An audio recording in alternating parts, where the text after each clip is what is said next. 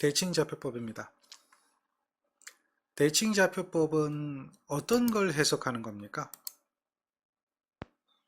대칭이 아닌 것을 대칭으로 나타내어서 해석하는 것을 대칭좌표법이라고 그러죠. 그래서 비대칭 다상교류를 해석할 때 대칭좌표법을 사용한다. 대칭좌표법은 비대칭 다상분을 분리를 하죠. 그 분리를 하는데 어떤 성분으로 분리합니까?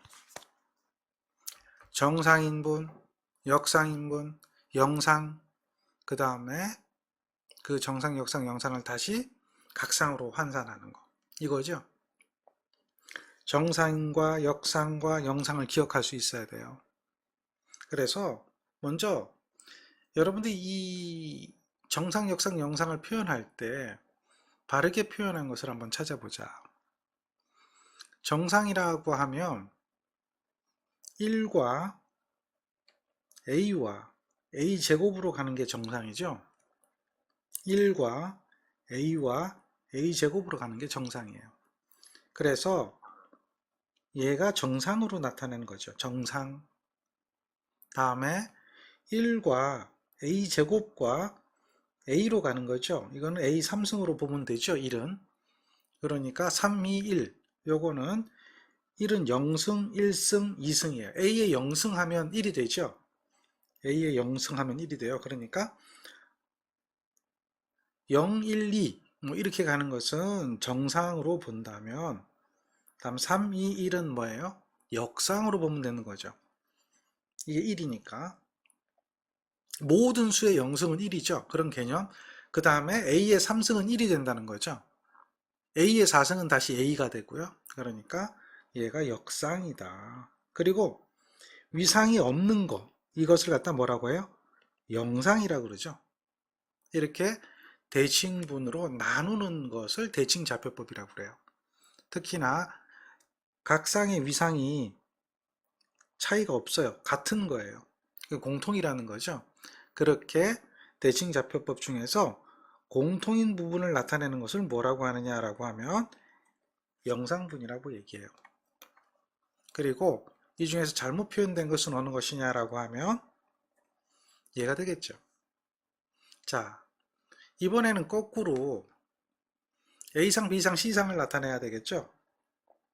따라서 A상에 대한 어떤 전류를 구하라.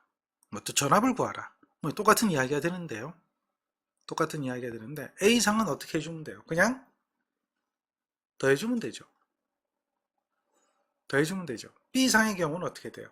거꾸로 가면 되죠. 거꾸로. 그러니까 요게 A상의 전류예요. B상은 거꾸로 가요.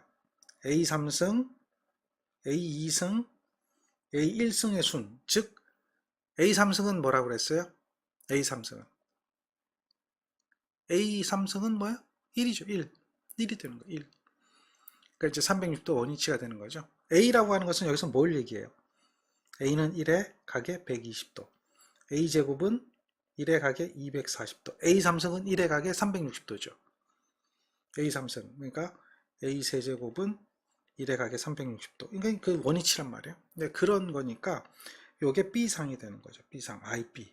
다음에 요게 1, A제곱. 즉 A1승, 여기는 A의 0승이니까 이렇게 가는 것은 C상. C상이죠.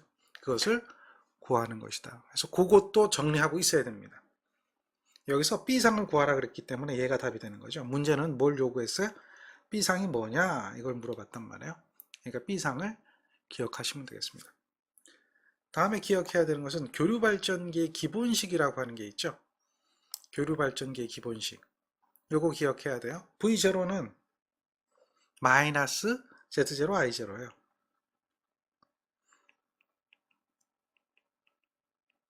자, V1은 어떻게 되죠? 교류발전기 기본식에서 EA-Z1 I1이죠. 다음에 V2는 뭐가 되죠? 마이너스 Z2 I2가 되죠. 이렇게 기억하시면 돼요. 이게 교류발전기 기본식이라고 그러죠. 그래서 다음 중 교류발전기 기본식 중 맞게 표현된 것 찾아라. 올바르게 표현된 거죠. 올바르게. 알맞게 표현된 것. 그러니까 얘가 되겠죠. 자, 이렇게 기본적인 개념을 알고 있어야 돼요. 자, 그 다음에 대칭자표법에서 불평형률 구하라 그러죠. 불평형률은 어떻게 계산하죠? 불평형률은 이거는 기본 공식을 알고 있어야 되죠. 정상분 중에 역상분이 얼마나 되어 있느냐라고 하는 거죠. 유리기 때문에 백분율로 나타냅니다. 정상분분의 역상분. 그래서 지금 보니까 정상전압이 얼마예요? 600이고 역상전압이 280이죠. 그러니까 600분의 280. 요게 불평형률입니다. 계산해 보니까 요렇게 나오죠. 다음 관에서 문제 한번 볼까요? 삼상 삼선식에서 회로의 평형, 불평형 또는 부하의 델타 y에 불과하고 세전류의 합은 0이므로 선전류의 무슨 성분이 0이다 라고 물어보고 있어요. 무슨 성분일까요? 딱 나오죠? 영상분이죠. 자, 그 다음 왜 그러냐 물어보면 영상분 전류를 생각하면 돼요. 3분의 1에 영상분은 어떻게 돼요? 전류니까 IA 더하기 IB 더하기 IC잖아요. 세 전류의 합이 0이다라는 거죠. 결국 요게 0이 되는 거죠. 그러니까 요게 0이에요. 요게 세 전류 합이 0이다. 문제 조건이 그랬잖아요. 그러니 당연히 뭐가 0이다? 영상분이 0이다. 이렇게 되겠죠. 얘가 0이라는 조건이 주어졌으니까. 자, 그 다음 거 한번 볼까요? 이 문제는 뭘 물어보고 있습니까? V라고 되어 있네. VA, VB, VC가 주어졌어요. 그때 V0, V1, V2 값을 구하라. 이렇게 이야기를 하죠. 대입만 하면 돼요. 그 식에다가, 기본 식에다가. 예를 들면 V0는 어떻게 계산합니까? V0는 3분의 1에 VA 더하기 VB 더하기 VC잖아요. 이거 계산하시면 돼요. 3분의 1에다가 VA는 VA예요. 다음에 VB는 어떻게 주어졌죠? A제곱의 VA죠. VC는 어떻게 주어졌죠? AVA죠. 이거 주어진 거를 대입을 하는 거예요. 그러면 얘는 뭐로 묶어요? 3분의 VA로 묶고 1 플러스 A제곱 플러스 A가 되죠. 1 플러스 A제곱 플러스 A는 지금 이게 뭡니까? 이거는 0이죠. 0. 0이란 말이에요. 이거 계산기 눌러보세요. 0이에요. 평형삼상의 합은 0이다 그런 것처럼 대칭분의 합은 0이니까요. 그러니까 얘는 계산해보면 그냥 0이 나오죠. 여기서 V0가 0인 것만 찾아보세요. 1번이 답이에요. 그렇게 구하는 거예요. 당연히 V1 이거는 VA로 나오죠. V1 이것도 계산할 수가 있어요. V1을 계산하라 그러면 V1은 3분의 1에 VA 더하기 A의 VB 더하기 A제곱의 VC잖아요. 대입하세요. 3분의 VA는 그대로 VA A의 다음 VB가 A제곱 VB A의 제곱의 다음 VC가 AVA죠. 이렇게 되니까 결국 뭡니까? 이게 A3승이죠. 따라서 3분의 1에 VA로 묶으면 1 더하기 A3승 더하기 A3승이에요. 요거는 얼마냐? 3이거든요. 3. 111이죠. 111이니까 3이 되는 거죠. 3이니까 요 3하고 요 3하고 약분돼서 없어지니까 뭐만 남아요? VA만 남게 되죠. 그러니까 VA가 되는 거예요. 그렇게 구하는 거예요. 이것을 계산할 수 있어야 합니다. 대칭자표법에서는 기본적인 계산은 여러분들이 하셔야 되고요. 좀 복잡한 계산은 계산기를 활용하면 충분히 또 계산할 수 있기 때문에 복잡한 문제도 풀 수가 있습니다. 지금 이거는 이제 공식을 묻는 거죠. 뭘 찾죠? 옳지 못한 걸 찾죠? 옳지 못한 거. 어느 것이 옳지 못할까요? 어떤 거예요? 딱 보이죠? 이거 눈에 보이잖아요. 정상분, 역상분, 영상분 찾을 수 있는데 눈에 보이는 거는 바로 찾아야 돼요. 그 다음 거 보세요. 요거는 뭐라 그랬죠? 요거. 자, 정상전압을 찾죠? 바로 눈에 보이네요? 보여야 돼요. 그 다음 거 한번 보세요. 역상전압 찾죠? 역상전압 바로 눈에 보이나요? 바로 보여야 돼요. 이런 것들이 안 보이면 공부가 덜 된 거죠. 그 다음 거 보세요. 여기서 뭘 구하라 그랬어요? 영상전류 구하라 그랬죠? 영상전류 구하시면 돼요. I0는 3분의 1에 IA 더하기 IB 더하기 IC죠. 다 더해주는 거예요. 15 더하기 J의 2 더하기 그 다음 IB는 얼마야? 마이너스 20이네요. 마이너스 J의 14. 그 다음 IC는 마이너스 3 마이너스 3 플러스 J의 10이죠. 이건 그냥 계산기죠. 실수는 실수, 허수는 허수 해가지고 손으로 계산할 수도 있어요. 그러니까 얘는 얼마냐? 3분의 1에 마이너스 8 다음에 마이너스 J의 2가 되거든요. 그러니까 이거 계산하면 2번과 같이 나오죠. 2번과 같이 나오는 건 당연하죠. 근데 이게 정상분을 구하라 그러면 정상분은 계산이 복잡해져요. 그래도 여러분들 할 수 있어요. 계산기 누르면 되니까. 만약에 정상분 구하라 그러면 정상분은 3분의 1에 자 IA 15 플러스 J의 2가 되겠죠. IB는 뭐 A 1에 가게 120도 여기에다가 마이너스 20에 마이너스 14. 좀 복잡하지만 계산할 수 있죠. 더하기 A제곱 A제곱은 어떻게 해요? 1에 가게 240도죠. 여기에 마이너스 3 플러스 J의 10 이렇게 요거 계산하시면 돼요. 이건 계산기 누르면 가능한 이야기죠. 복소수를 연산할 수 있는 계산기. 그러니까 요거는 일반적으로 쉽게 나오는 거고 요거는 여러분들이 계산기를 이용해서 계산해야 되는 그냥 손으로 계산하려면 굉장히 복잡해질 수밖에 없지만 계산기를 이용하면 간단하게 계산이 되는 그런 문제들도 있다는 거죠. 정리가 되나요? 자, 그 다음 거 한번 볼게요. 그 다음 거는 뭐예요? 이거는 각 상의 전류 I, A, B, C가 주어졌죠. 이때의 I0를 구하래요. I0는 3개 다 더해가지고 3분의 1 해주면 되죠. 이거 다 더해서 얼마를 해주면 돼요? 3분의 1을 해주면 간단하게 해결이 돼요. 그러니까 답은 뭐가 되겠어요? 이거 계산할 수 있겠죠? 그 정도는 할 수 있어야 돼요. 마찬가지예요. 이것도 어떻게 되죠? A상을 한번 보세요. 1 플러스 J의 1이죠. B상은 얼마예요? 그냥 1이죠. C상도 1 플러스 J의 1이죠. 이와 같을 때 여기서 뭘 구했어요? 영상 임피던스 물어봤어요.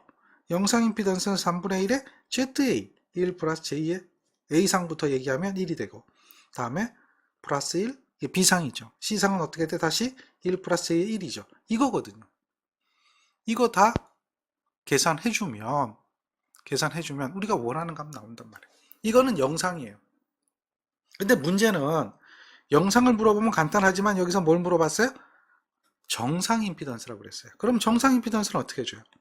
정상 임피던스는 3분의 1에다가 1 플러스 J의 1 더하기 1에 가게 120도에 1은 해봐야 곱해봐야 똑같죠. 1에 가게 240도에 1 플러스 J의 1 요거 계산하시면 돼요. 요거 계산기 누르면 얼마가 나오냐면 0.288 나오죠. 그리고 J의 0.167 이렇게 나와요. 그러니 답이 뭐가 되겠어요? 찾아보면 얘가 되겠죠. 자, 이 정도는 가능하죠. 어렵지 않게 여러분들 해볼 만하다는 얘기예요. 자, 여기서도 또 정상분을 물어봤어요. 정상분. 그럼 정상분은 마찬가지죠. 얘네들 각도를 줘서 더해주면 돼요. 해볼 수 있겠죠.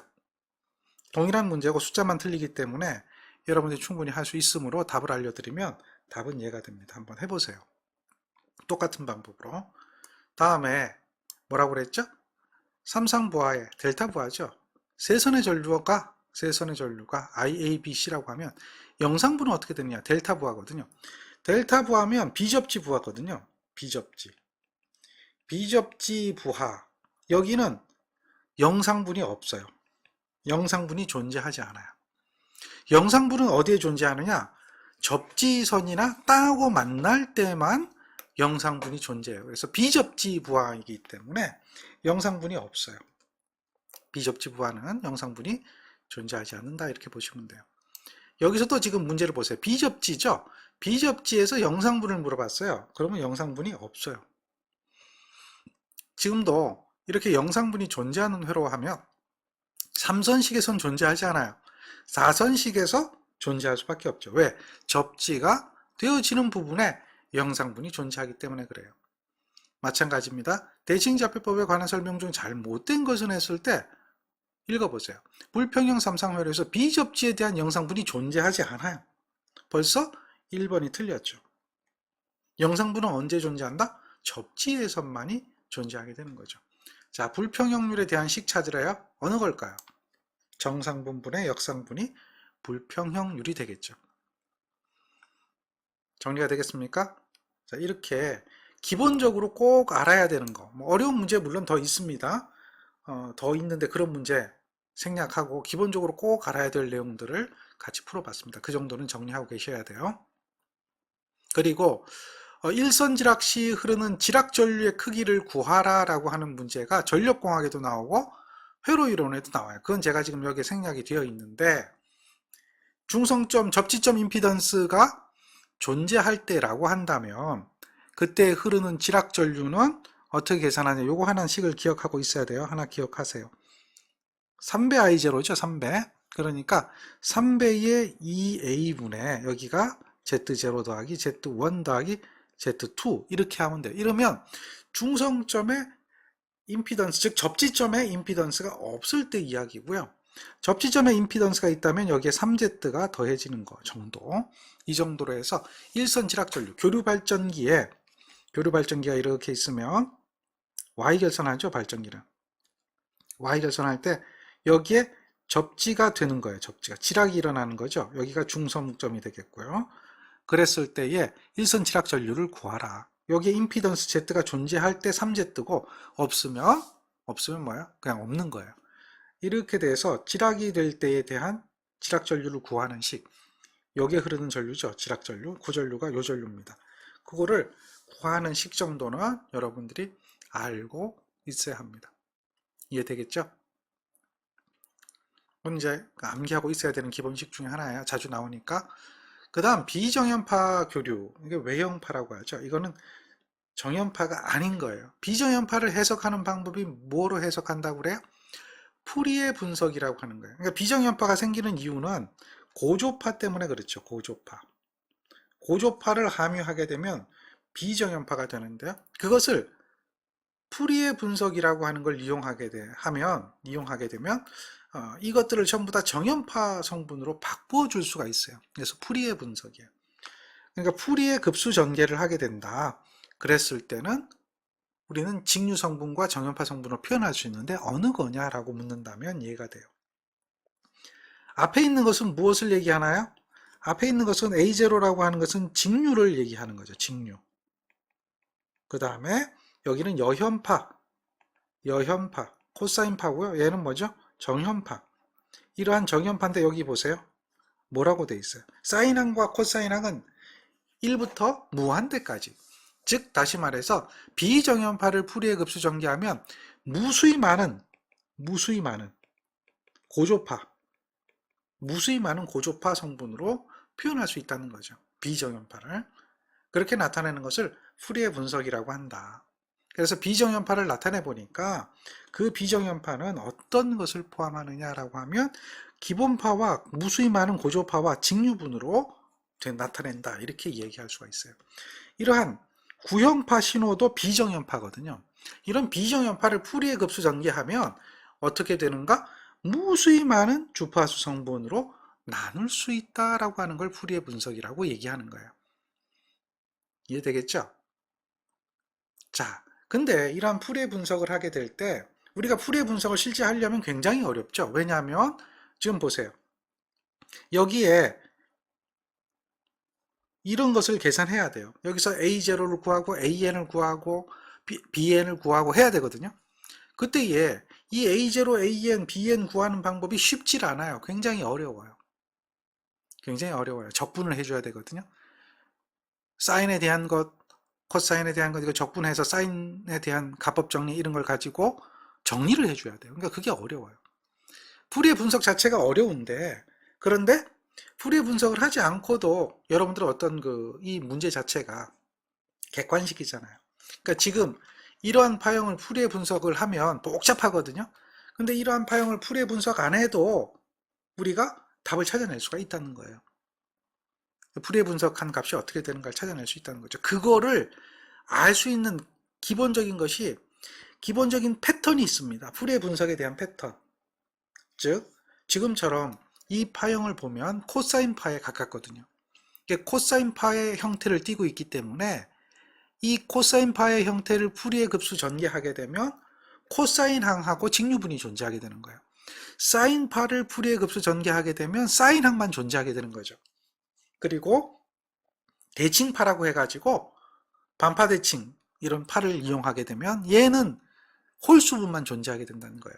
그러니까 여러분들이 이런 풀이의 급수 전개에서 먼저 기억해야 되는 부분이 있는데, 대칭파에 대한 풀이의 급수 전개라고 그러죠. 그거를 기억해야 돼요. 자, 먼저 뭐냐? 기함수파라고 하는 게 있어요. 기함수파. 기함수파는 얘는 코사인파, 사인파 중에 사인파를 기함수파라 그래요. 파의 모양이 사인의 형태를 띄어요. 대칭 조건은 이게 원함수예요. 근데 대칭 함수는 x축, y축 다 같이 마이너스 되는 것을 대칭 함수라 그러고요. 얘가 되면은 사인만 존재하는 거죠. 사인은. 코사인 항은 없어요. 사인 항만 존재합니다. 이렇게 기억해야 돼요. 또 우함수파가 있어요. 우함수파. 우함수파는 코사인파를 얘기하는 거예요. 코사인처럼 생긴 파형. 대칭 조건이 보면 코사인은 x축의 대칭이 아니라 y축의 대칭이죠. 그러니까 y축만 마이너스 되는 거예요. 마이너스 t가 되는 거고, 얘는 코사인 항이 존재하는 거죠. 그리고 직류가 존재하게 되는 거죠. 그 다음에 대칭파라고 하는 게 있어요. 대칭파. 반파 대칭이라고 그러는데요. 이 대칭파의 대칭 조건은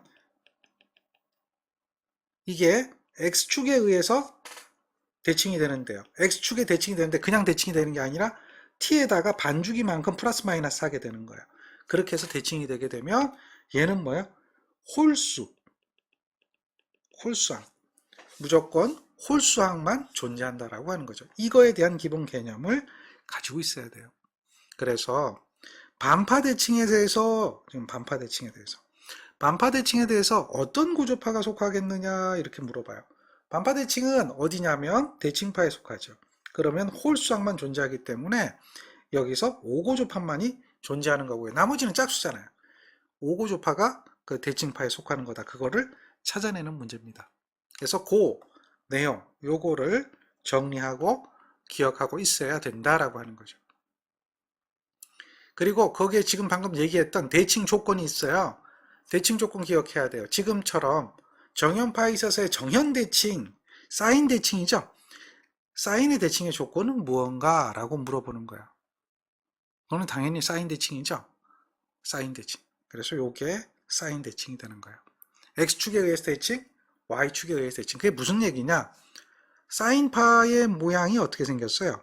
이렇게 되어 있죠. 그러니까 이것을 x축에 의해서 대칭하면 이렇게 될 거 아니에요. 그렇죠? y축에 의해서 대칭하면 어떻게 돼요? 요게 이렇게 되겠죠. 그래서 그 모양이 어떻게 되죠? 같아지게 되는 겁니다. x축에 의해서 한번 마이너스 해주고 y축에 의해서 한번 마이너스 해줘서 그 모양이 포개지는 거. 그런 대칭을 여기 가운데 점을 중심으로 해서 대칭이 이루어진다. 그래서 이걸 갖다 뭐라고 하죠? 원점 대칭이다. 이렇게 얘기하기도 해요. 원점 대칭이 될 때를 우리는 뭐라고 하죠? 정현 대칭이다. 그렇게 얘기하는 거예요. 지금 이거 같은 경우는 y축에 의해 가지고 포개지죠. 이렇게 옮기면. 그래서 이건 y축 대칭이에요. y축 대칭. 이걸 갖다가 뭐라고요? 코사인 대칭이라고 하는 거죠. 여현 대칭이다. 정현, 여현에서 코사인 대칭이에요. 이러한 코사인 대칭은 뭐만 존재하죠?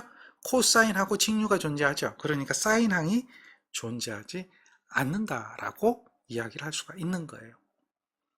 그러한 풀이의 급수 전개를 했다.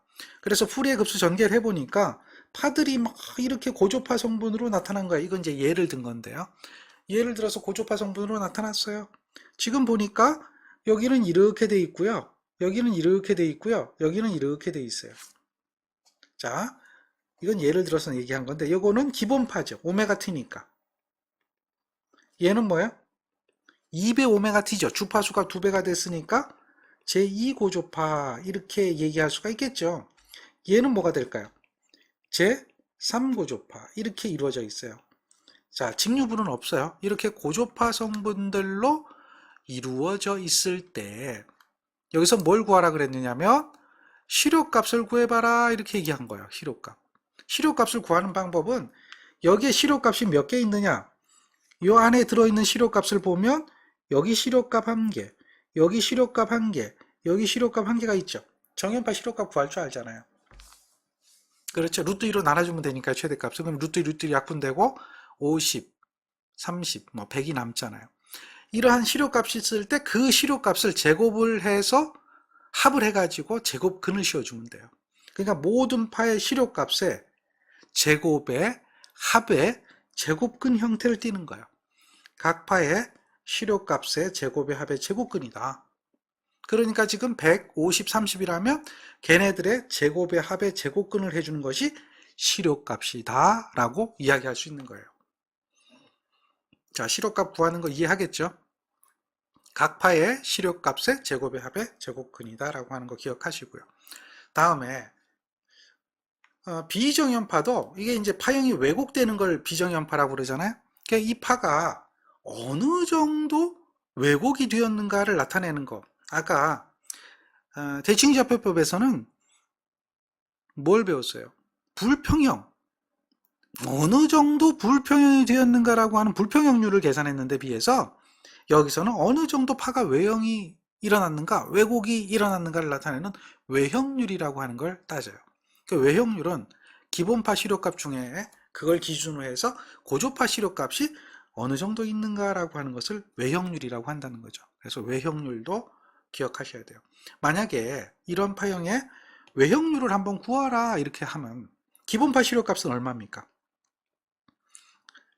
30을 루트 2로 나눠줘야 되겠죠. 요게 기본파 시료값이야. 그거 분해. 다음에 고조파들의 시료값은 요거하고 요거가 되겠죠. 시료값 구해야 돼요. 10을 루트 2로 나눠주고 제곱에 합을 해야죠.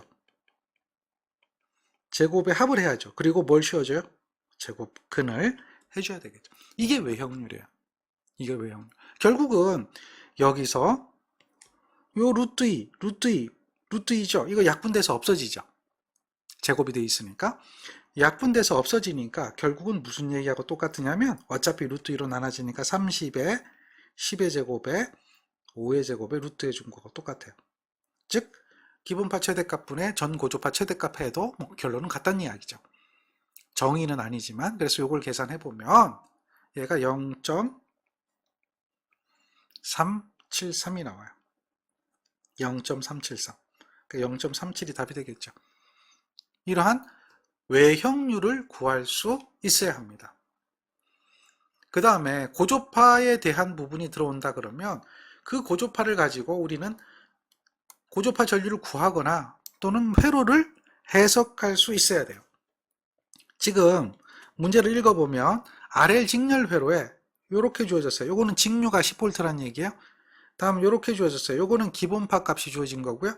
그 다음은 뭐예요? 3고조파, 그 다음은 이렇게 보니까 5고조파가 주어졌네요. 이런 값이 주어졌다. 이때에 제3고조파 시료전압을 구하라 그랬어요. 임피던스는 이렇게 주어진 거죠. 자, 여기서 중요한 게 있어요. 어떤 게 중요하냐면 이렇게 주어진 임피던스예요. 이 임피던스는 오메가 L이죠. 그러니까 기본파에 대한 이야기예요. 저항은 주파수하고 관계없어요. 그래서 기본파 임피던스는 얼마예요? 8 플러스 J의 2가 돼요. 그러면 주파수가 3배가 되면 오메가가 3배가 되는 거잖아요. 주파수가 3배가 되면 이게 3고조파가 되는 거죠. 그럼 3고조파 임피던스는 얼마가 되겠어요? 8 플러스 J의 6이 되는 거예요. 왜냐하면 2 곱하기 3이 되니까. 5고조파 임피던스는 8 플러스 J의 2에다가 5를 곱하면 10이 되겠죠. 그래서 5고조파 임피던스는 8 플러스 J의 10이 되겠죠. 우리가 계산해야 되는 것은 3고조파에 대한 시료전류 값이에요. 3고조파 시료전류 어떻게 계산할 수가 있을까요? 3고조파 시료전류. 계산 가능하죠. 어떻게?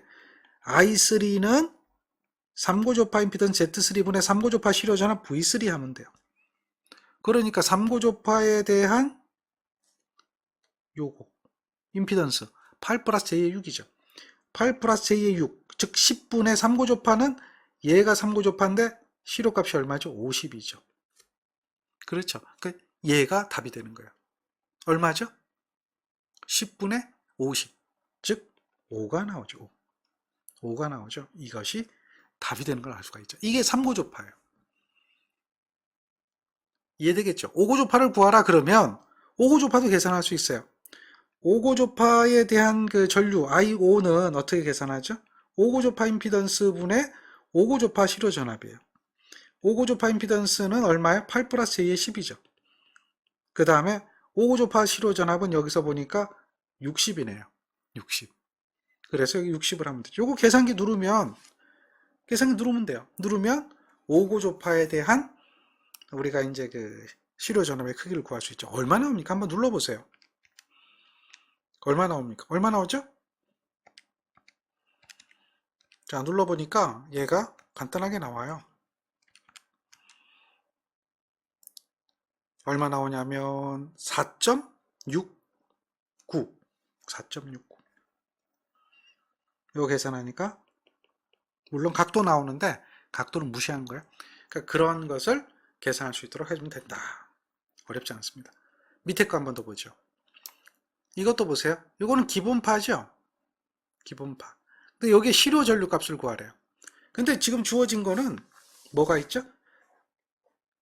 3구조파하고 기본파 두 가지가 주어진 거죠. 그러니까 기본파 실효 전류 구하고 3구조파 실효 전류 구해야 돼요. 따라서 기본파 실효 전류 구해보세요. 기본파 실효 전류 I1이라고 하는 것은 어떻게 구합니까? 임피던스가 3 플러스 2에 4죠. 그 다음에 전압은 얼마야? 이것이 최대 전압이네. 141이. 그러니까 141.4를 뭘로 나눠요? 루트 2로 나눠줘야 되겠죠. 그러면 기본파 뭐가 나오죠? 실효 전류가 나와요. 기본파 전류는 얼마냐? 20A예요. 20A. 다음에 3고조파에 대한 거니까 3고조파 실효 전류 구해야죠. 3고조파 임피던스는 3 플러스 4, 3, 12가 되겠죠. 3고조파 실효 전압은 42.4가 최대 전압이니까 뭘로 나눠줘요? 루트 2로 나눠줘야 되겠죠. 이렇게 해서 3고조파 구해보니까 이게 2.42 뭐 이렇게 나와요. 그렇다면 전체적인 실효 전류는 어떻게 될까요? 20의 제곱에 2.42의 제곱을 각파의 실효값 제곱의 합의 제곱근이죠. 루트 씌워주면 돼요. 이렇게 해서 계산해보면 20.15. 20보다 약간 크죠. 20.15. 이렇게 답을 만들어낼 수 있어요. 그래서 이런 문제를 한번 보세요. 굳이 이거를 갖다가 다 구할 필요 없고 기본판만 딱 구해보니까 20이 나왔어요. 그러면 당연히 20보다 커야겠죠. 20보다 작은 것은 틀리겠죠. 20보다 작은 것은 틀려요. 20보다 작은 것은 틀려요. 기본판만 구해봐도 다 안 구해도 이 문제는 답이 나오게 되어 있어요. 그러니까 개념을 알면 찍어도 맞게 찍는 거예요. 개념을 모르면 찍어도 틀리게 찍는 거고요. 자, 다음 비정연파에 대한 전력이죠. 비정연파에 대한 전력. 직류는 직류끼리, 정연파는 정연파끼리 이렇게 하면 되죠. 여연파는 여연파끼리 해주면 돼요. 그런데 이제 각 파끼리 해주면 되는데 잘못된 걸 찾아라 이렇게 얘기하고 있어요. 뭐가 잘못됐죠? 유효전력이잖아요. 유효전력. 이렇게 하면 코사인 세타 유효전력이죠. 와트죠. 그 다음에 이렇게 하면 바가 나오려면 여기 뭐가 와야 돼요? 코사인 세타가 아니라 뭐가 와야 돼요? 사인 세타 와야 되죠. 피상전력은 뭐예요? 실효값 곱해주면 돼요. 전압의 실효값, 전류의 실효값 곱해주면 돼요. 역률은 피상전력분의 유효전력 하면 계산이 되겠죠. 지금 틀린 건 뭐죠? 4번이 틀렸죠. 같은 파형끼리 구해요. 전력을 구할 때는. 그러니까 전력을 구할 때는 한 가지 기억해야 되는 게 주파수가 다르면, 고조파 차수가 다르면 전력은 유효전력이든 무효전력이든 0이다. 전력이 없어요. 주파수가 다르면 전력은 0이에요. 무슨 얘기냐면 지금처럼 얘하고 얘는 전력이 존재하죠. 그러나 얘하고 얘는 곱해봐야 전력이 0이에요.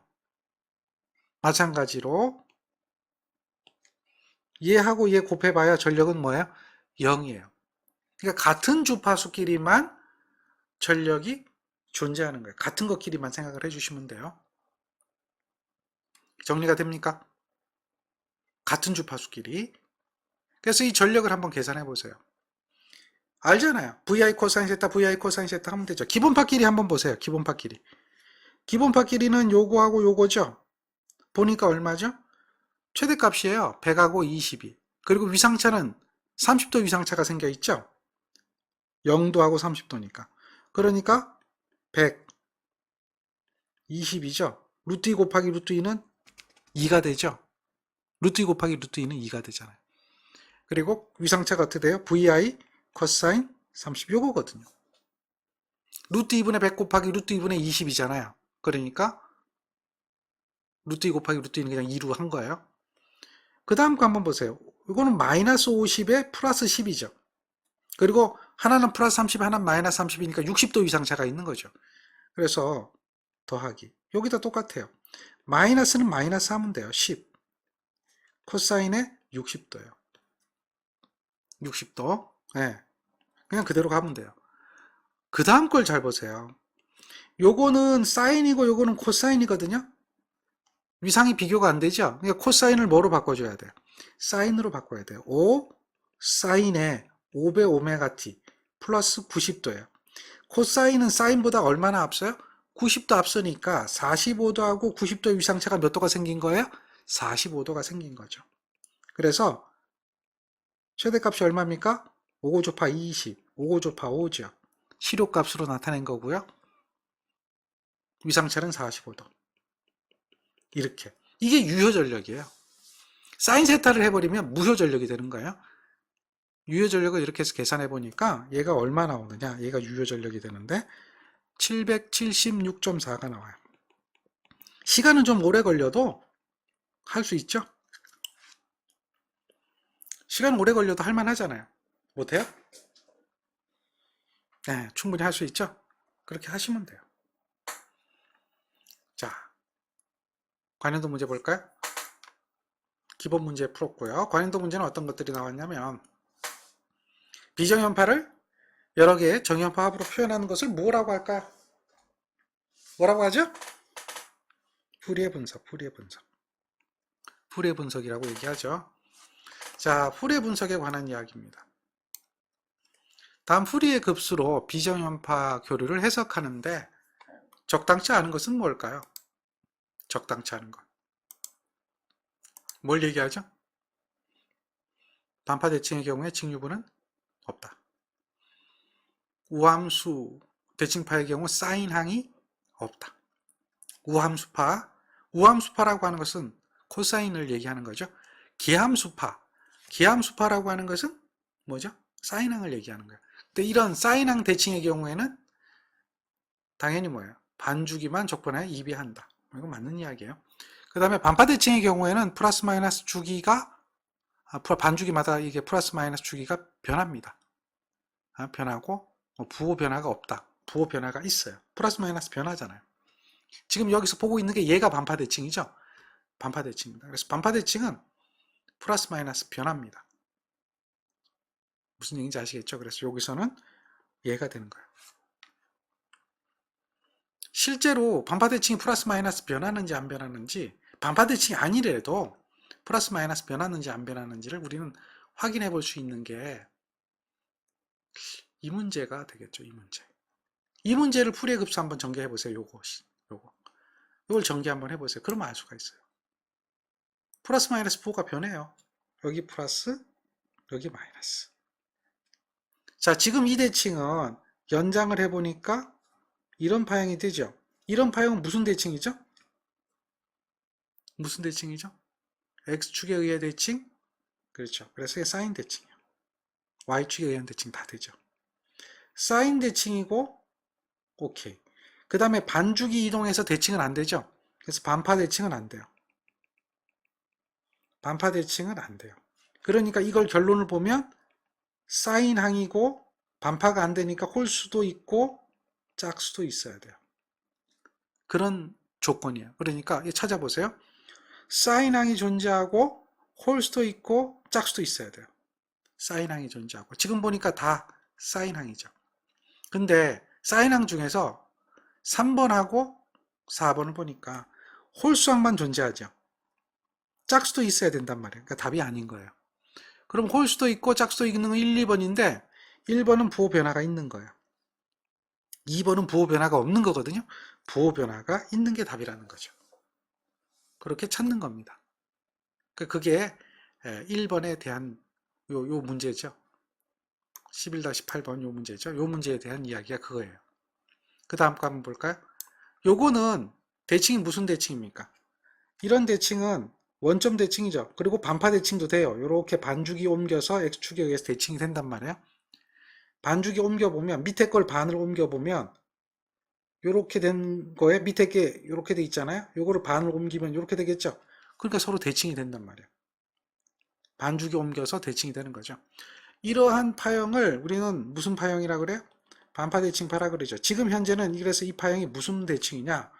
정현 대칭이면서 정현 대칭 오케이예요. 반파 대칭이요. 그래서 얘는 사인항이면서 뭐가 존재하죠? 홀수항. 사인항이면서 홀수항이 되는 것이 존재하는 거죠. 잘못된 것을 찾아라 이렇게 얘기하고 있어요. 뭐가 잘못됐죠? 정현항, 사인항의 개수가 0이다가 아니죠. 0이 아니잖아요. 존재하잖아요. 그리고 얘는 기함수파하고 반파대칭파하고 직류분이 존재하지 않아요. 맞아요. 직류분이 존재하지 않죠? 기함수파죠? 정현대칭을 기함수파라고 그래요. 반파대칭 맞죠? 다 만족하고 있다는 거죠. 그런 것을 찾아낼 수 있어야 한다는 거죠. 자, 그 다음 거 한번 볼까요? 이거는 대칭이 무슨 대칭일까요? 역시 마찬가지예요. 얘도 정현대칭이죠. 그리고 또 뭐가 되죠? 반파대칭이요. 반주기마다 이동하면 x축에 의해서 포개지고 원점 대칭이죠. 이렇게 연장해서 보면 요 점에 의해서 대칭되고 있는 걸 알 수가 있죠. 그리고 반주기마다 대칭이 되고 있는 걸 알 수 있죠. 그래서 얘는 정현대칭이기 때문에 기함수파면서 반파대칭이에요. 그러니까 기함수파입니다. 기함수파, 사인입니다. 그러면서 반파대칭이니까 기수를 다른 말로 홀수라고 그러고 홀수를 다른 말로 기수라고 그랬는데 홀수항만 존재합니다. 사인항에 홀수항만 존재합니다. 그래서 사인파고 홀수파다. 사인파고 홀수파다. 옳은 것 찾으라고 그랬어요. 옳은 것. 사인파고 홀수파다라고 하는 거예요. 어느 게 옳겠습니까? 우수파만 있다? 기수파만 있다? 당연히 뭐예요? 기수파만 있죠? 기수가 홀수라니까 우수는 짝수라니까. 이게 우수하면 짝수를 의미합니다. 기수하면 뭐예요? 홀수를 얘기합니다. 그래서 기함수하고 기수는 또 틀린 거예요. 그런 것들을 이해하고 정리하시면 됩니다. 자, 다음. 그림 없어도 돼요. 반파입니다. 사인입니다. 어느 걸까요? 그 사인이라고 하는 것은 당연히 사인항만 있어야 되겠죠.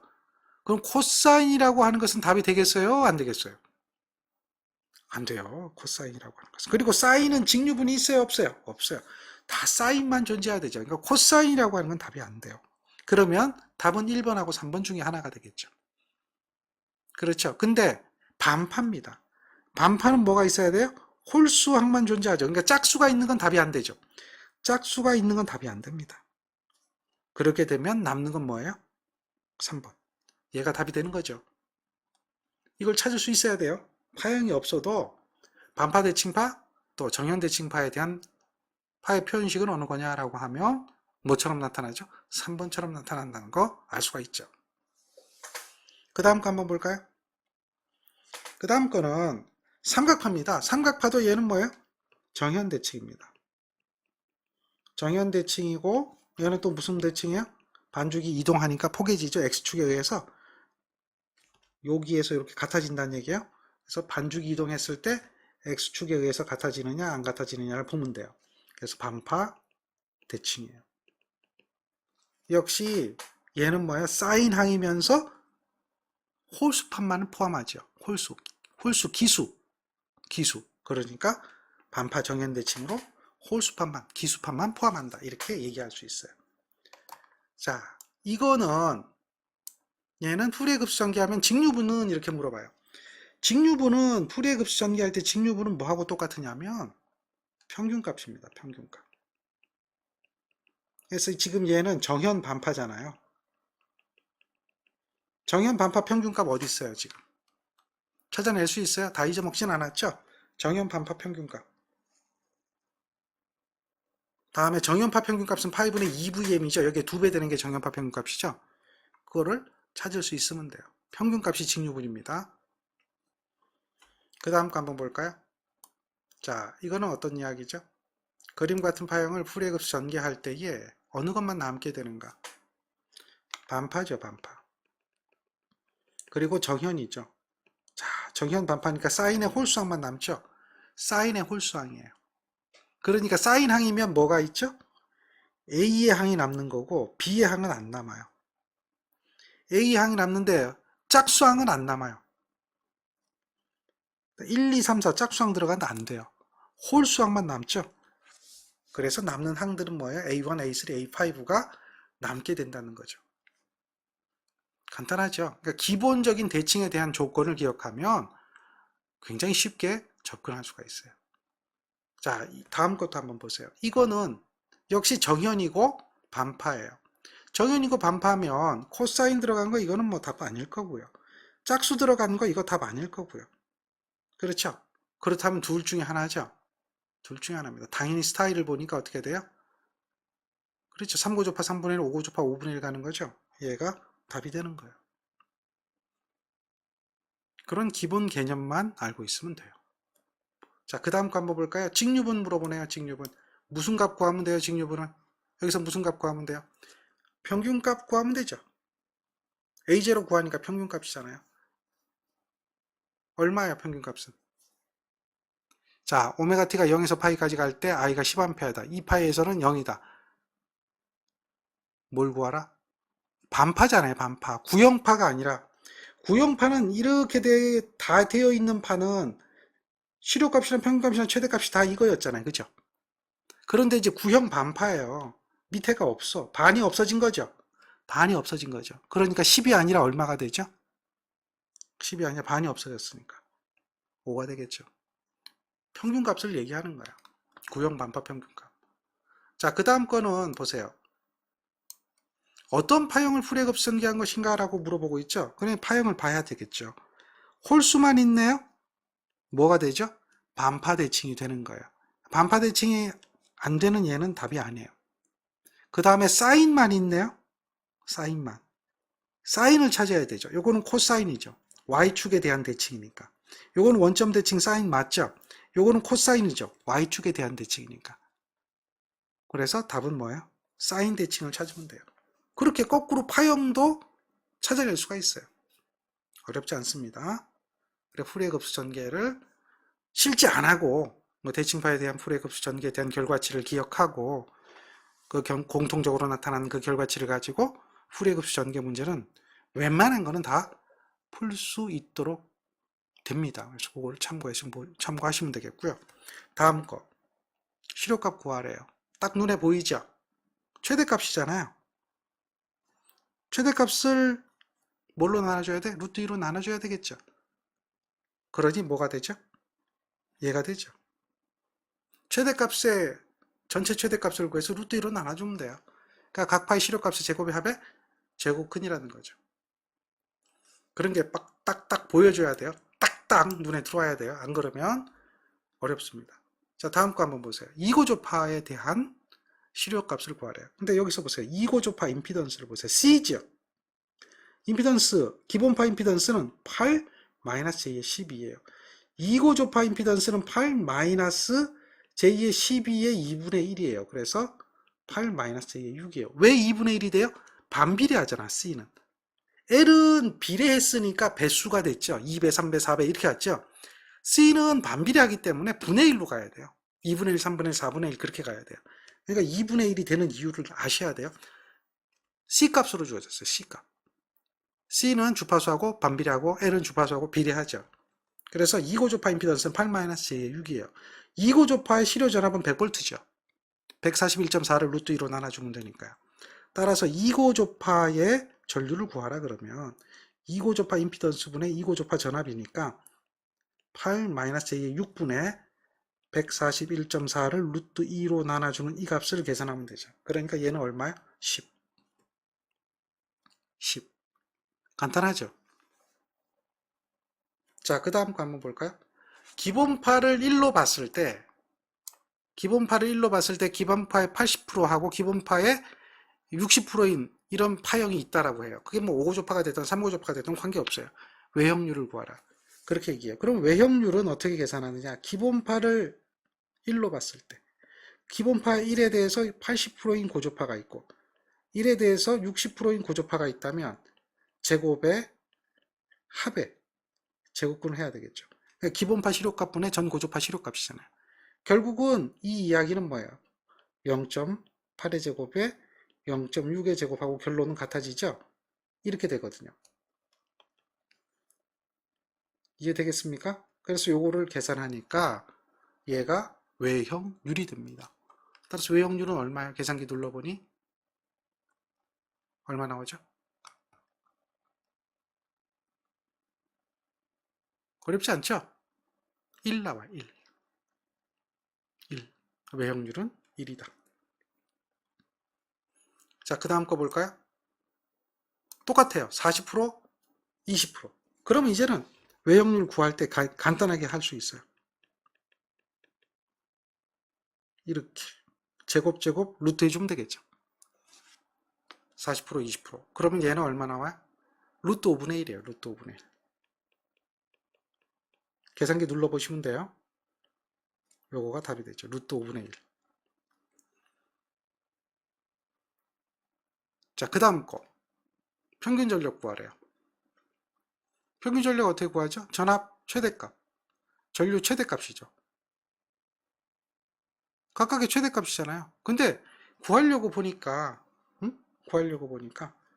이거는 전류는 요거밖에 없죠. 요렇게 돼 있죠. 그러면 요렇게 곱한 전력은 뭐가 돼요? 제로예요. 그렇지만 요렇게 곱한 전력은 존재하죠.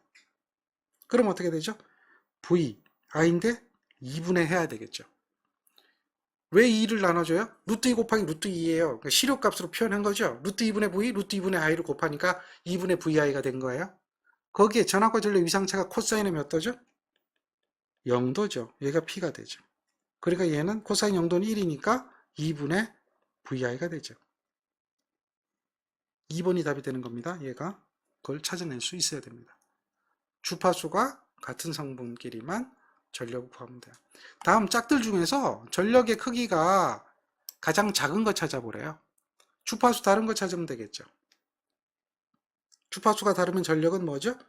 0이잖아요. 그러니까 3번이 답이 되는 거죠. 주파수가 다르면 전력은 0이다. 다음 평균 전력 구하래요. 자, 이렇게 주어졌네요. 시료값 구할 수 있죠. 시료값 구할 수 있잖아요. 이거에 대한 시료값 어떻게 구하죠? 5의 제곱에 다음에 14.14니까 루트 2로 나눠주면 되죠. 10이 되거든요.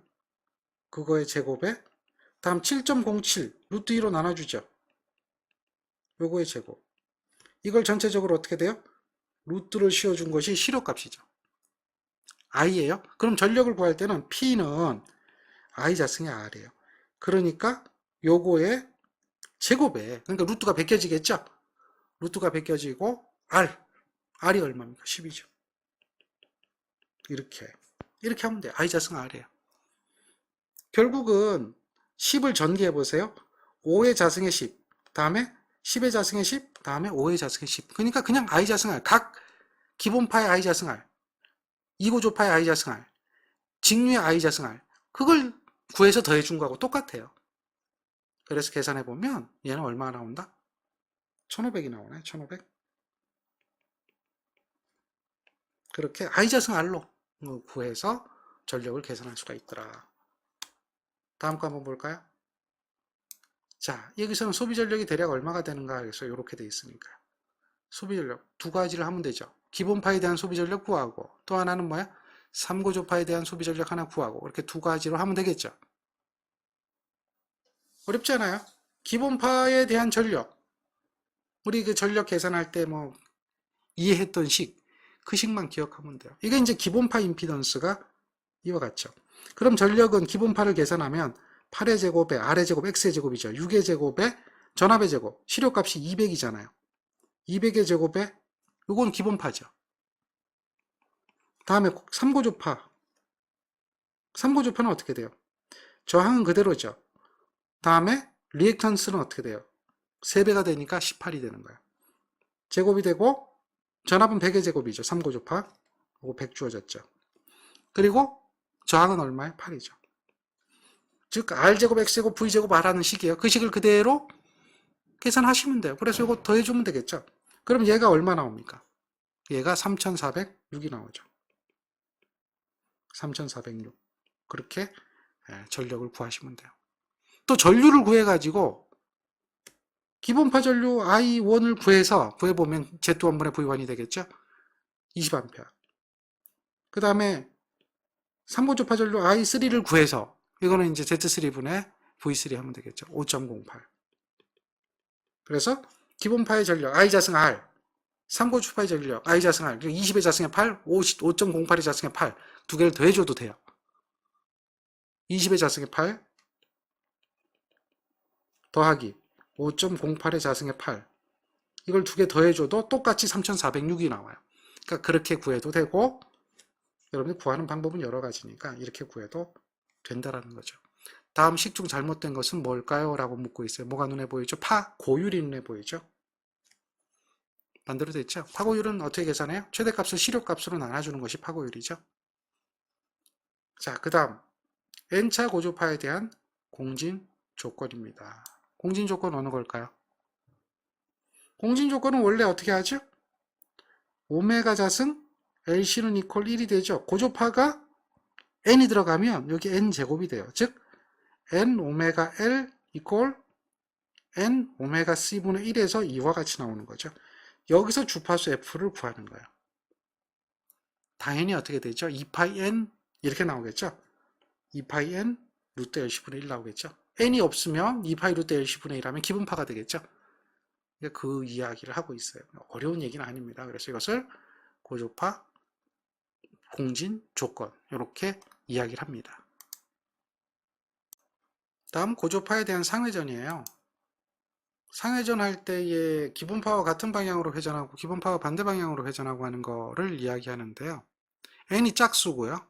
n이 짝수고 플러스 1이 되면은 기본파와 동일한 방향으로 회전한다. 이게 무슨 얘기냐면 이렇게 보시면 돼요. 이것이 회전하는 걸 구하려고 하면 짝수는 고조파에서 정연파에서는 없어져요. 반파 대칭에서는 홀수만 존재하잖아요. 기본파, 3고조파, 5고조파예요. 그래서 요거는 같은 방향으로 회전하고 얘는 어떻게 되죠? 반대 방향으로 회전하고 얘는 회전하지 않아요. 회전하지 않은 거예요. 그럼 순서대로 적어보시면 돼요. 1, 3, 5, 그 다음 뭐야? 7, 9, 11, 13, 15, 17. 그러니까 7고조파가 돼야 된단 말이에요. 짝수. 그렇죠? 3의 n이라고 그랬죠? 플러스 1은 뭐예요? 몇 고조파가 되죠? 7고조파가 돼요. 마이너스 1은 하면 어떻게 돼요? 5고조파 되죠? 그러니까 마이너스 1을 한 것은 회전 방향의 반대 방향. 플러스 1을 한 것은 회전 방향이 어떻게 되죠? 같은 방향이죠. 그러니까 기본파와 회전 방향이 동일한 방향이 된다. 이렇게 이해하고 기억하시면 돼요. 자, 이번에는 2단자망. 2단자망입니다. 4단자망, 2단자망이 있죠. 4단자망은 4개의 단자를 가지고 해석하는 거고 2단자망은 2개의 단자를 가지고 해석하는 것을 이야기해요. 2단자망에선 첫 번째 여러분들이 기억해야 되는 게 복소각 주파수하고 구동점 임피던스라고 하는 개념을 배우게 돼요. 따라서 여기서 우리가 이야기할 때 보통 이제 여러 가지 증명 과정을 거칩니다만은 복소각 주파수를 S라고 하는 거죠. S라고 하는 개념을 집어넣게 되면 L은 어떻게 돼요? SL인 거죠. 그러니까 1이니까 S가 되는 거죠. C는 어떻게 돼요? SC분의 1인 거죠. C가 1이니까 S분의 1이 되는 거죠. 그렇게 표현해 놓고 나서 임피던스를 구하게 됩니다. 임피던스. 드라이빙 포인트 임피던스라고 하거든요. 드라이빙 포인트 임피던스, 즉 구동점 임피던스라고 해요. 드라이빙 포인트란 말이에요. 구동점. 즉 구동점 임피던스라는 것은 입력 쪽에서 회로망 출력 쪽의 부하를 같이 보는 임피던스. 이걸 얘기하는 건데요. 그것을 구해봅니다. 이걸 구하라는 거예요. 그러니까 여기에 대한 전체적인 임피던스를 구하라, 그런 이야기가 구동점 임피던스예요. 그러면 지금 S분의 1이 무슨 연결되어 있죠? 병렬이고 그게 옆에 또 하나 있죠? 옆에 또 하나 있어요. 그러니까 두 배가 되는 거죠. 그러니까 구동점 임피던스를 구하라 그러면 그걸 임피던스를 S의 함수로 표현하는데요. ZS라고 그러는데 하나는 S예요. 하나는 S분의 1이죠. 하나는 S예요. 하나는 S분의 1이죠. 그게 옆에 또 하나 더 있어요. 이게 구동점 임피던스가 되는 거죠. 그러니까 당연히 뭡니까? 이거는 2가 될 거고요. 밑에는 어떻게 되죠? S 플러스 S분의 1이 되겠죠. 자, 이 식을 우리는 간단히 하는 방법을 배워야 돼요. 간단히 할 때는 어떻게 하면 되죠? 분자 분모에다가 곱하기 S를 해주면 돼요. S. 여기도 곱하기 S를 해주면 돼요. 그러면 분자 분모에다 똑같은 S를 곱한 거예요. 변함이 없죠? 그러고 나서 나머지를 적어보세요. 요거는 뭐가 돼요? ES가 되고, 요거는 약분돼서 없어지죠. 그리고 S 자승이 되죠. 그러니까 S 자승 플러스 1분의 ES라고 하는 식을 찾아낼 수가 있어요. 이렇게 구동점 임피던스를 구할 수 있어요. 자, 다음 거는 구동점 임피던스를 구하라 그러면 좀 복잡해요. 그래도 한번 구해보죠. C니까 1이잖아요. 그럼 얘는 뭐가 돼요? SC분의 1이 되겠죠. 다음 0.5S가 되죠. 0.5S. L이니까요. C죠. 이 C는 어떻게 돼요? SC분의 1인데 C가 2거든요. S분의 2가 되죠. 다음에 이거는 S가 되죠. 1이니까 L이. 자, 이와 같이 돼 있어요. 그러면 먼저 우리가 계산해야 될 것은 얘부터 먼저 해야 되겠죠. 그게 뭡니까? 0.5S 플러스 S분의 2죠. 0.5S는 뭐예요? 2분의 S죠. 2분의 1S. 그래서 직렬로 연결된 거니까 직렬로 연결된 거 2분의 1S 직렬이니까 더하기 얼마야? S분의 2가 되거든요. 그것이 S하고 병렬 연결돼 있죠. 이렇게 된 게 S하고 병렬 연결돼 있잖아요. 병렬 연결일 때는 더하기 S 2분의 1S 더하기 S분의 2에 곱하기 S가 되겠죠. 그렇게 해주고 나서 여기에 뭐야? 다시 직렬이죠. 병렬로 연결된 거에 직렬이니까 뭐가 돼요? S분의 1을 더해주는 형태가 되겠죠. 얘를 정리하면 돼요. 얘를 정리하면 돼요. 이 식을 정리하면 우리가 계산하고자 하는 구동점 임피던스를 구할 수가 있어요. 먼저 얘를 간단히 해줘야 되잖아요. 간단히. 그러면 간단히 하는 방법은 어렵지 않아요. 뭐를 분자 분모에 곱해주면 돼요? S를 없애버리면 되죠. S를. 그러니까 분자 분모에 S를 곱해버리면 돼요. 분자 분모에 S를 곱하면. 그러면 식이 좀 편해져요. 분자 분모에 S를 곱하면. 그리고 분자 분모에 2도 없애버려야 되겠죠. 그러면 분자 분모에 2까지 없애버려야 되니까 ES를 곱해주는 거예요. 즉 여기다가 얼마를 곱해요? ES. 여기다가도 얼마를 곱해요? ES. 그리고 나서 정리를 하면 돼요. 그리고 나서. 그러면 기존의 S 플러스 1은 그대로 있고요. 나머지를 정리를 해보죠. 요건 좀 지우고요. 나머지를 정리를 해보죠. 그럼 뭐가 남을까요? ES를 곱해주니까 여기 ES가 들어가죠? 그러면 얘네들이 어떻게 되나 한번 보세요. 얘가 ES가 들어가죠? 어떻게 되나 보세요. 그럼 여기는 뭐예요? ES 제곱이 되고 ES가 들어가니까 여기는 얼마야? 4가 되죠? 곱하기 되는 거니까 SS 약분되니까 요거는 어떻게 돼요? 요렇게 곱한 것은 4가 되잖아요. 이렇게 곱한 것은 얼마가 돼요? 이거 찾아보시면 돼요. 곱하면 돼요. 그럼 2 약분되고 뭐 남아요? S제곱 남죠. 그 2S제곱, S제곱 하니까 S 세제곱이 되겠죠? 그래서 S 세제곱 플러스 얼마요? 4. 그 S 세제곱 플러스 잠깐만 4가 아니라 그렇게 되겠네요. 4가 되겠네요. 정리하면 요거하고 요거하고 곱하니까 S가 약분되면서 되겠죠. 요 위에도 그대로 해주면 돼요. 위에도 정리를 해주면 돼요. 이해되겠습니까? 그래서 여기다 곱하기 되는 건데 지금 요거부터 먼저 곱하기 돼 있으니까 요 위에 거는 요렇게 먼저 이렇게 해주면 되겠죠. 그러니까 2s 자승이 곱해지는 거죠. 그러니까 2분의 1 s에다가 2s 자승이 곱해지고 다음 뭐야? s분의 2에다가 2s 자승이 곱해지겠죠. 요거를 정리하면 돼요. 그러면 결국은 뭐예요?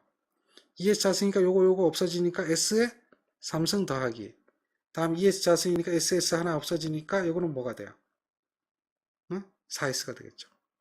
이런 식의 SS 삼성 플러스 4S 이런 식이 되어질 거라는 거죠. 그렇게 정리를 해야 돼요. 정리를. 그리고 나서 그걸 다시 어떻게 해요? 이거하고 통분해 줘야 되겠죠. 통분. 그러니까 이런 과정을 거쳐서 얘의 답을 만들어내야 돼요. 이게 복잡한 것 뿐이죠. 이해되겠습니까? 복잡해요. 그래서 답을 찾아내면 답이 4번이에요. 정리하면 통분해 줘야 되겠죠. 통분. 그러니까 수학적으로 보면 이게 지저분해요. 계속 이렇게 풀어야 된단 말이에요. 통분도 하고 뭐 이렇게 해야 되거든요. 그래서 이런 문제는 사실은 푸는 것보다는 나중에 시간이 났을 때 천천히 계산하고 정리하는 그런 과정을 거쳐주면 할 수가 있어요. 무슨 얘기인지 아시겠죠? 천천히 한번 해보시고 다음 그렇게 해서 임피던스를 구했어요. 구하면 우리가 이제 그걸 가지고 0점과 극점을 구해요. 그리고 0점과 극점이 복소평면에 어떻게 위치하느냐를 가지고 그걸 나중에 이제 안정도를 해석하고 하거든요. 그러니까 0점과 극점을 찾아내야 돼요. 0점이라고 하는 것은 ZS가 0이 되는 S의 근을 얘기하는 거고요. 극점이라고 하는 것은 ZS가 무한대가 되는 S의 근을 얘기해요. 그래서 0점이라고 하는 것은 곧 ZS가 0이 되기 때문에 분자가 0이 되는 것을 얘기하는 거고요. 극점이라고 하는 것은 ZS가 무한대로 가야 되니까 분모가 0이 되는 것을 이야기해요. 따라서 분자가 0이 되는 것이 0점, 마이너스 1, 마이너스 2가 되겠죠. 2차 방정식이니까. 그 다음에 극점은 분모가 0이 되는 거니까 마이너스 3, 마이너스 4가 되겠죠. 즉 0점과 극점을 구해보면 이와 같이 나타나는 걸 알 수가 있죠. 되죠? 그런 개념도 필요하고요. 자, 요거는 이제 구동점 임피던스 함수입니다. 이때에 분모가 0이 된다라고 했어요. 아까 뭐라고 그랬죠? 극점. 분모가 0이 되면 극점이에요. 분자가 0이 되면 뭐죠? 0점이다 이렇게 얘기하는 거죠. 다음 거는요. 정저항회로입니다. 정저항회로. 정저항회로라고 하는 것은 Z가 R이 되는 회로예요. Z가 R이 되는 거죠. 얘는 뭐죠? 주파수와 무관한 회로. 이것을 우린 뭐라 그래요? 정저항 회로라 그래요. 그래서 정저항 조건이 있는데요. 정저항 조건은 어떻게 나타나냐면 R 제곱은 임피던스의 곱이고요. 이것은 뭐죠? C분의 L이 되는 것이 정저항 조건이고요. 정저항 회로는 두 가지가 있어요. 지금 보는 것처럼 이렇게 생긴 거고요. 이렇게 생긴 건데요. 얘가 정저항이 되려면 조건이 있죠. 요게 같아야 돼요. 이렇게 같을 때 이걸 정저항 회로라고 하고요. 그 회로에 대한 정저항 조건은 얘가 됩니다. 그 정저항 조건을 묻는 거예요. 그러니까 정저항 조건은 R제곱은 C분의 L이에요. R제곱. 지금 여기서 정저항이 되기 위한 R 값을 구하라 그러면 C분의 L이에요. C는 얼마죠? 0.1 마이크로 L 4 미리 이게 R제곱이죠. R은 그걸 어떻게 해줘요? 루트 씌워줘야 되겠죠. R제곱에서 요 식에서 루트 씌워줘야 되겠죠. 루트 10분의 1이잖아요. R이. 그러니까 그렇게 해서 계산을 눌러보면 얘가 200이 나오죠. 200. 그래서 이것을 뭐라고 한다? 그렇죠. 정장 회로라고 이야기하는 거예요. 자, 정장 회로 아시겠죠? 어렵지 않습니다. 그런 거 좀 기억하시면 정장 회로 쉽게 구할 수 있어요. 2단자에 대해서는 그런 것들이 주로 나오고 있고요. 관련도 문제 한번 살펴보면 구동점 임피던스 구하래요. 이거는 조금 구동점 임피던스가 쉽죠. 아까처럼 복잡한 건 아닌데 예제처럼 해볼만 해요. 이거는 C니까 SC분의 1이죠. SL이죠. SC분의 1이잖아요. 그러면 이 임피던스는 어떻게 되죠? S분의 1하고 나머지 두 개가 병렬이죠. 얼마입니까? OS 플러스 S분의 5에다가 OS 곱하기 S분의 5가 되겠죠. 분자분모에 S를 곱해주면 돼요. 분자분모에다가. 그 5는 약분돼서 없어지죠. 5는 약분돼서 없어지고 분자분모에다가 S를 곱해주면 어떻게 되죠? S자승 플러스 1이 되고 여기는 뭐 SS 약분됐죠? 여기에다가 S 플러스 S분의 1이 더해진 거죠. 그러니까 분자분모에다가 S를 곱해주면 돼요. 그래서 이걸 통분을 해줘야 되거든요. 통분을 해주면 어떻게 되죠? S에 S자승 플러스 1이 되겠고요. OS에는 S를 곱해주죠. 그래서 S를 곱해주니까 OS 제곱이 되고요. 더하기. 여기는 뭘 곱해줘요? S자승 플러스 1이죠. 1에는. S자승 플러스 1에는 1을 곱해줘야 되겠죠. 이걸 해줘야 되니까 얘를 정리해요. 이게 통분이야. 통분. 분모를 갖게 만들어주고 나서 얘를 정리를 하는 거죠. 정리하면 얘는 뭐예요?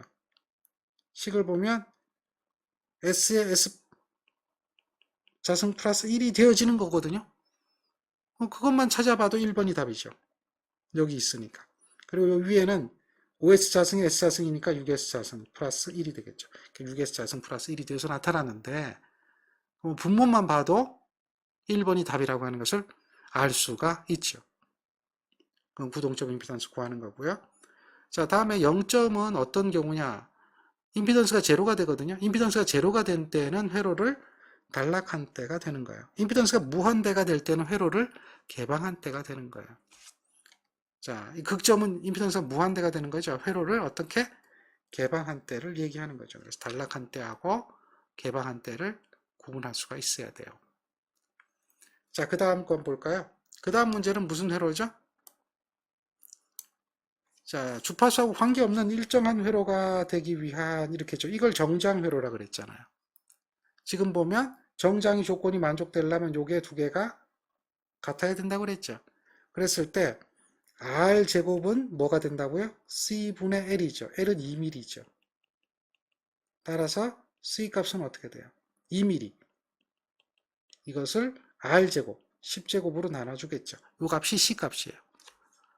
자, 따라서 C 값 구해보니까 얘는 얼마죠? 10의 마이너스 6승, 즉 20 마이크로파라드라고 하는 답을 찾아낼 수가 있어요.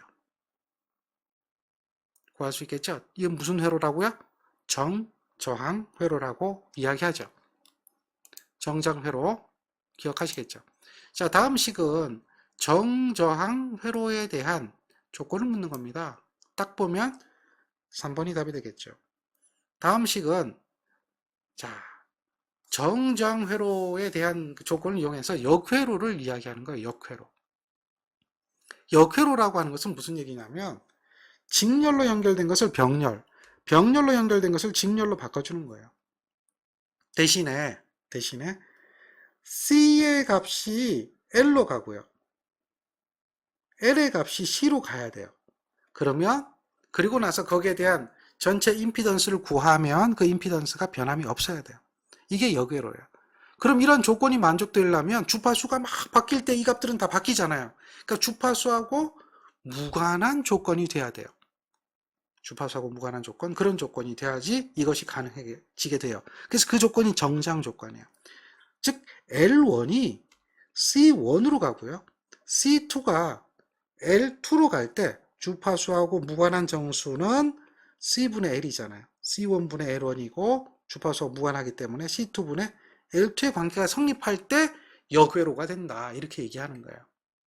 그럼 그림과 같이 주파수와 무관한 정수가 2000이라고 했을 때 역외로가 되려면 L의 값은 얼마가 돼야 되느냐. L이라고 하는 것은 L이 어디 있어요? L2를 구하는 거네. L2. 그죠? 요게 L이니까 그걸 L2가 되겠죠. 그래서 요거하고 L2의 관계를 구하면 돼요. 지금 뭐가 주어졌어요?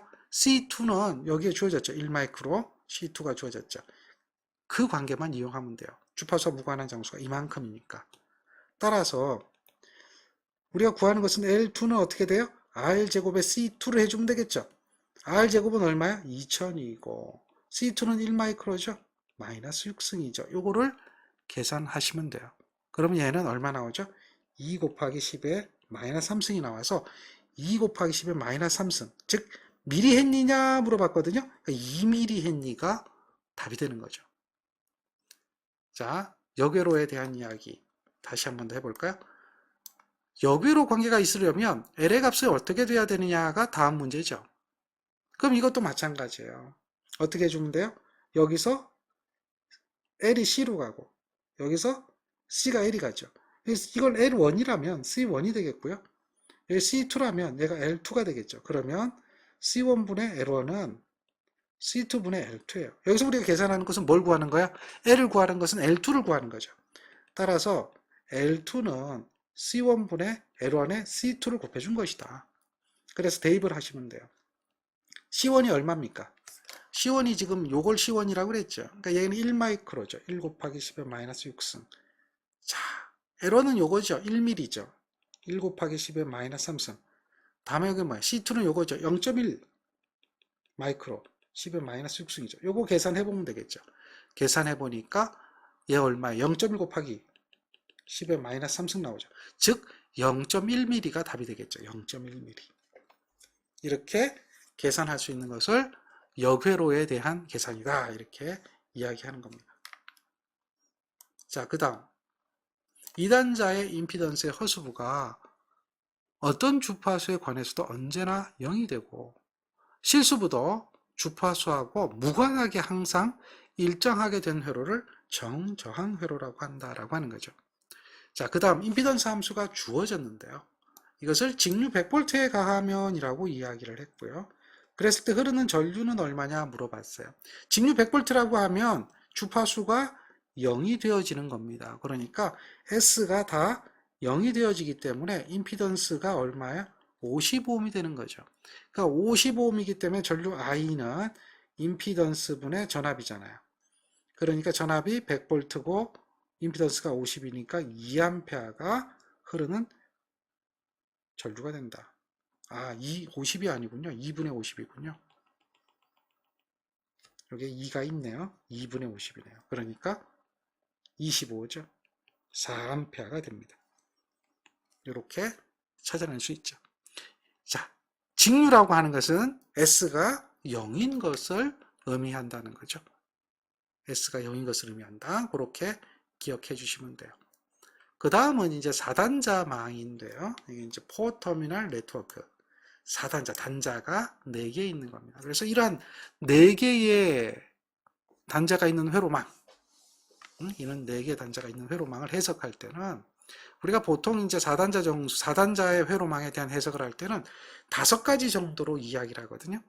임피던스 행렬, 어드미턴스 행렬, 하이브리드 행렬이죠. H, 그 다음에 G, H 파라미터, G 파라미터 하거든요. 그 다음에 4단자 정수, 뭐, 이렇게 5가지 정도로 얘기를 해요. 근데 일반적으로 우리가 지금 이 4단자 회로에서 이야기하고 있는 것은 뭐죠? 그렇죠. 임피던스, 어드미턴스, 4단자 정수, 전송 행렬, F 행렬이라고 하죠. 그 정도만 이해를 하고 있어요. 자, 그리고 우리가 그거를 표현할 때, 임피던스 행렬을 표현할 때, 지금 첫 번째 문제가 임피던스 행렬이거든요. 이렇게 표현하죠. V1, V2를 구하는 거잖아요. 회로망에서 임피던스 정수가 있고 I1, I2가 될 때 여기가 Z11, Z12, Z21, Z22가 되는 임피던스 행렬을 구하는 거죠. 그 이야기가 되는 거예요. 그래서 요거를 우리가 계산해서 전압을 구하는 걸 목적으로 하고 있어요. 지금 4단자 망에서 임피던스 파라미터로 표시가 되고 있어요. 임피던스 파라미터는 요게 기본식입니다. 이해하시고 있죠? 그런 기본 임피던스 파라미터에서 임피던스 파라미터가 그림과 같아요. 그림과 같아요. Z 파라미터의 단위는 오음이고요. 그림을 보니까 이게 임피던스 파라미터죠.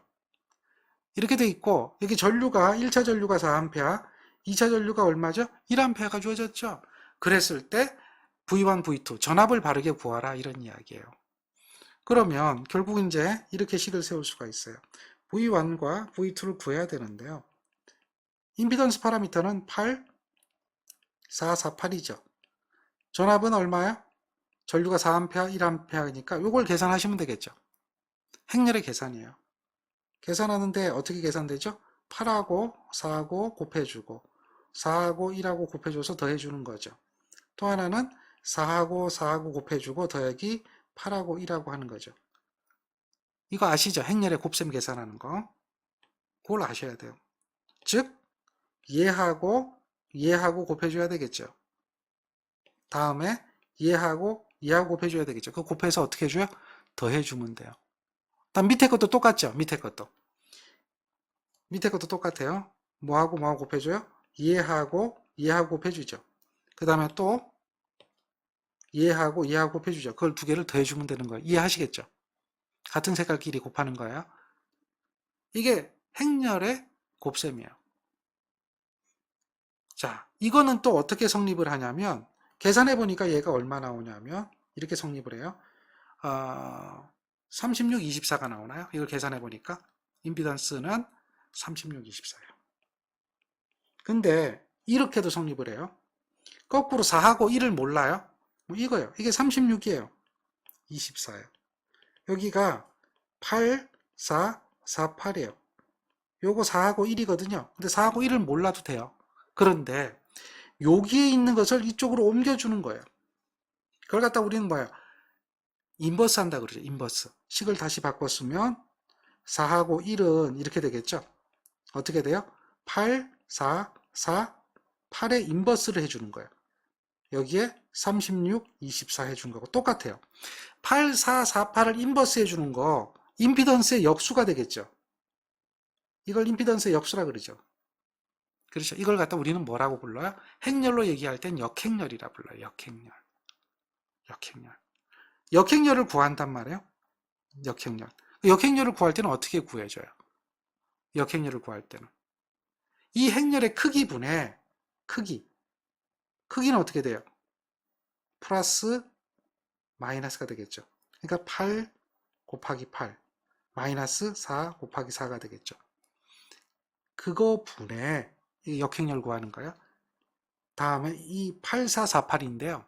어떻게 해주면 되냐면 A하고 D는 바꿔줘야 돼요. A하고 D는 바꿔줘야 돼요. 그러니까 뭐끼리 바꿔줘요? 8끼리 바꿔주는 거죠. 4끼리는 어떻게 돼요? B하고 C는 부호를 반대로 해주면 돼요. B하고 C는 부호를 반대로 해주면 돼요. 이렇게 해서 계산을 하면 걔가 뭐가 돼요? 어드미턴스 행렬이 돼요. 얘가 뭐가 된다? 어드미턴스 행렬. Y11, Y12, Y21, Y22라는 이런 어드미턴스 행렬이 되어지는 것도 우리가 알 수가 있어요. 임피던스 행렬의 역행렬은 뭐하고 똑같다? 어드미턴스 행렬이 되고요. 그 관계식은 이 관계식하고 똑같아요. 그러니까 개념을 알고 계시면 쉽게 이해하고 접근할 수가 있습니다. 자, 지금은 이제 제트 행렬과 어드미턴스 행렬의 관계를 얘기하는 거죠. 자, 지금은 예제에서는 제트 행렬을 구하는 거죠. 제트 원원을 구하라 그래요.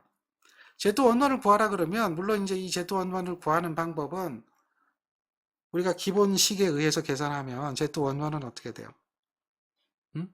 V1은 Z11 I1 더하기 Z12 I2에서 Z11이라고 하는 값은 이거는 I1분의 V1인데 이때 I2가 0이 될 때를 얘기한다. 뭐 이렇게 해가지고 계산해야 되거든요. 이러한 거에 대한 계산은 복잡하고 힘들어요. 기본식. 이 기본식이 되는 거고요. 행렬에서 계산한 거죠. 그래서 이걸 가지고 이렇게 찾아내야 되는데 어렵거든요. 그래서 그거를 조금 그냥 공식을 쉽게 외우는 방법 이렇게 하면 Z11은 이렇게 가는 게 Z11이에요. 그 두 개 더해주면 돼요. 뭐하고 뭐가 같어요? 1하고 3가 같죠. 여기 1이 있고 여기 3가 있죠. 1하고 3 더해주는 게 Z11이에요. 그럼 Z22는 어떻게 구할까요? 라고 물어보면 Z22는 어떻게 해줘요? 그렇죠. 이렇게 있는 거 더해주면 돼요. 그럼 뭐하죠? 2하고 3가 Z22예요. 겹치는 부분이 있네요. 겹치는 부분. 그거는 1 to 2원이에요. 1 to 2원은 똑같아요. 1 to 2원이에요. 그러니까 그렇게 구하면 쉽게 갈 수가 있다는 거죠. 무슨 얘기인지 알겠죠? 그래서 지금 Z22를 구하면 Z1, Z2, Z3가 되겠네요. 이렇게 구할 수 있고요. 1, 2, 2와는 같아요. 이것은 공통적인 게 Z3죠. 공통적인 게 Z3죠. 무슨 얘기인지 알겠죠? 그렇게 계산하면 돼요. 자, 어렵진 않습니다. 그 다음 거 한번 보세요. 이거는 어드미턴스죠. 어드미턴스죠. 방금 전에 여기에 있는 이 값이죠. 이 값을 계산한 거예요. 이 값을 계산하면 뭐가 나와요? 요게 나온 거예요. 6분의 1, 12분의 1 이렇게 나와요. 이렇게 나왔어요.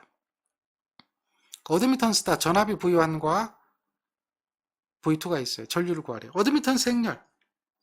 기본식 계산하면 되겠죠. I1, I2는 어드미턴스는 얼마예요? 6분의 1, 마이너스 12분의 1, 마이너스 12분의 1, 6분의 1이죠. 여기에다가 얼마예요? 36. 24, 36이죠. 36, 24. 요거 행렬 곱셈하면 전류 I1, I2 구할 수가 있겠죠. 그러니까 얘는 얼마죠? 6분의 36. 다음에 어떻게 돼요? 마이너스 12분의 24. 이게 되겠죠. 다음에 마이너스 12분의 36. 다음에 6분의 24. 이걸 플러스 해주죠. 이렇게 해서 계산을 해보면 얘가 얼마 나와요? 4하고 1이 나오는 거죠. 4하고 1이 나오는 거죠. 그 반대되는 개념이 되는 거죠. 그러한 값을 계산할 수가 있습니다. 무슨 얘기인지 아시겠죠? 행렬의 계산, 행렬의 계산. 이렇게 곱해주고, 이렇게 곱해주고, 더해주는 거예요. 그 기본입니다. 반대로 이렇게 곱해주고, 이렇게 곱해주고, 더해주는 거죠. 그 개념을 이해하고 계시면 쉽게 갈 수가 있습니다. 자, 이러한 어드미턴스 파라미터도 역시 마찬가지로 계산을 해야 돼요. 계산을. 그 기본식에 의해서 계산해야 되겠죠. 기본식은 어떻게 돼요? I1은 Y11, V1 더하기 Y12, V2 여기에서 Y11을 구하려면 I1을 뭐로 나눠줘야 돼? V1으로 나눠줘야 돼. V2가 0인 상태에서 이렇게 돼야 되거든요. 2차가 단락된 상태에서 1차 전류 구해가지고 대입해서 계산을 해줘야 합니다. 근데 그거 복잡하죠? 그래서 우리가 이제 Y11을 구할 때는 이렇게 V1하고 연결되어 있는 Y11이 돼요. Y22를 구할 때는 이렇게 V2하고 연결되어 있는 것이 Y22가 돼요. 그리고 여기 공통이 되는 것이 Y12, Y21이 된다는 거죠. 그래서 지금은 Y22를 물어보니까 몇 모입니까? 모가. 여기가 3모가 되어 있고요. 6모죠. 모로 더해줘야 돼요. 모로. 5모로는 역수로 해줘야 돼요. 3모하고 6모를 더해주니까 얼마예요? 9모. 얘가 Y22가 된다. 이렇게 이야기할 수 있죠. 4단자 정수는 어떻게 나타나죠? 4단자 정수를 이야기할 때는 V1과 I1이 되겠죠. 이것은 어떻게 됩니까? V2하고 I2가 될 거고요. 여기에 뭐가 있어요? 서로 다른 4단자 정수 A, B, C, D가 존재하죠. 그래서 이 4단자 정수에서 V1을 구하면 A에 V2 플러스 B에 I2가 되고요. I1을 구하면 C에 V2 플러스 D에 I2가 되겠죠. 그래서 여기서 A, B, C, D를 구하는 거예요. 그럼 A는 보세요. 이렇게 보면 전압비가 되겠죠. B는 뭐예요? I분의 V가 되니까 임피던스가 되는 거예요. C는 이거죠. V분의 I니까 뭐가 되죠? 어드미턴스가 되죠. D는 I분의 I가 되잖아요. 그러니까 전류비가 되죠. 그래서 여기에서 계산을 해보면 당연히 이걸 구해보세요. 이렇게 A는 생각을 할 수 있어야 돼요. V2분의 V1이고 전압비잖아요. I2가 0인 상태. 이런 식으로 계산한단 말이에요. 계산해보면 A는 뭐가 돼요? 전압비가 되는 거예요. B는 뭐라고요? 임피던스가 되는 거고요. C는 어드미턴스가 되는 거고요. D는 뭐가 되죠? 전류비가 된다라고 하는 것을 우리는 알 수가 있어요. 따라서 여기서 어드미턴스가 되는 것은 뭐냐? C가 된다는 거죠. 그거를 구할 수 있어야 돼요. 또 이 관계에서는 이게 V2하고 I2를 구하면 역행렬이 되겠죠. V1하고 I1이 되니까 역행렬이 되잖아요. 역행렬은 어떻게 돼요? D하고 A하고 위치 바꿔주고 마이너스 B 마이너스 E죠. 그리고 크기는 AD-BC가 되죠. 이거는 1이에요. AD-BC는 1이니까 결국 1로 나눠주는 형태가 되기 때문에 여기서는 이렇게 이야기할 수가 있다는 거죠. 이렇게 이야기할 수 있다. 이거는 4단자 정수를 가지고 1차 전압을 가지고 2차 전압을 구할 수도 있다는 거죠. 그런 관계도 생각을 하시면 됩니다. 자, 4단자 정수에 관한 이야기인데요. 보세요. 자, 출력 측을 개방하니 라고 했어요. 이때는 I2가 0이 되는 거죠. 다음에 출력 측을 단락하니 이렇게 돼 있죠. 출력 측이 V2가 0이 되는 거죠. 그때의 A, B, C, D를 구하라. 그럼 A 정수는 우리가 기본식에서 보면 V2분의 V1이고 I2가 0인 상태죠. 자, I2가 0인 상태에서 얼마입니까? V2, V1. 4하고 12죠. 4하고 12죠. 얼마요? 3이 되죠. 이렇게 구하는 겁니다. 구해보니 3 하나밖에 없죠. 1번이 답인 거예요. 나머지도 할 수 있어요. 나머지도. 나머지 B정수는 하나 더 해보면 B정수는 어떻게 돼요? V1, I2가 되죠. V2가 0인 상태죠. 자, V2가 0인 상태에서 V1은 얼마입니까? 16. V1은 16. 다음에 I2는 얼마죠? 2입니다. 그러니까 얼마요? 8이죠. 8. 3하고 8. 이해되겠죠? 3하고 8입니다. 그런 식으로 계산을 해낼 수가 있어야 됩니다. 따라서 4단자 정수의 기본적인 개념은 알고 있어야 되는데요.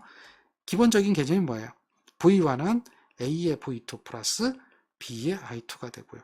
I1은 C의 V2 플러스 D의 I2가 되는 이러한 관계를 꼭 기억하고 있어야 합니다. 송전솔로로 가면 이게 그대로 쓰이는데요.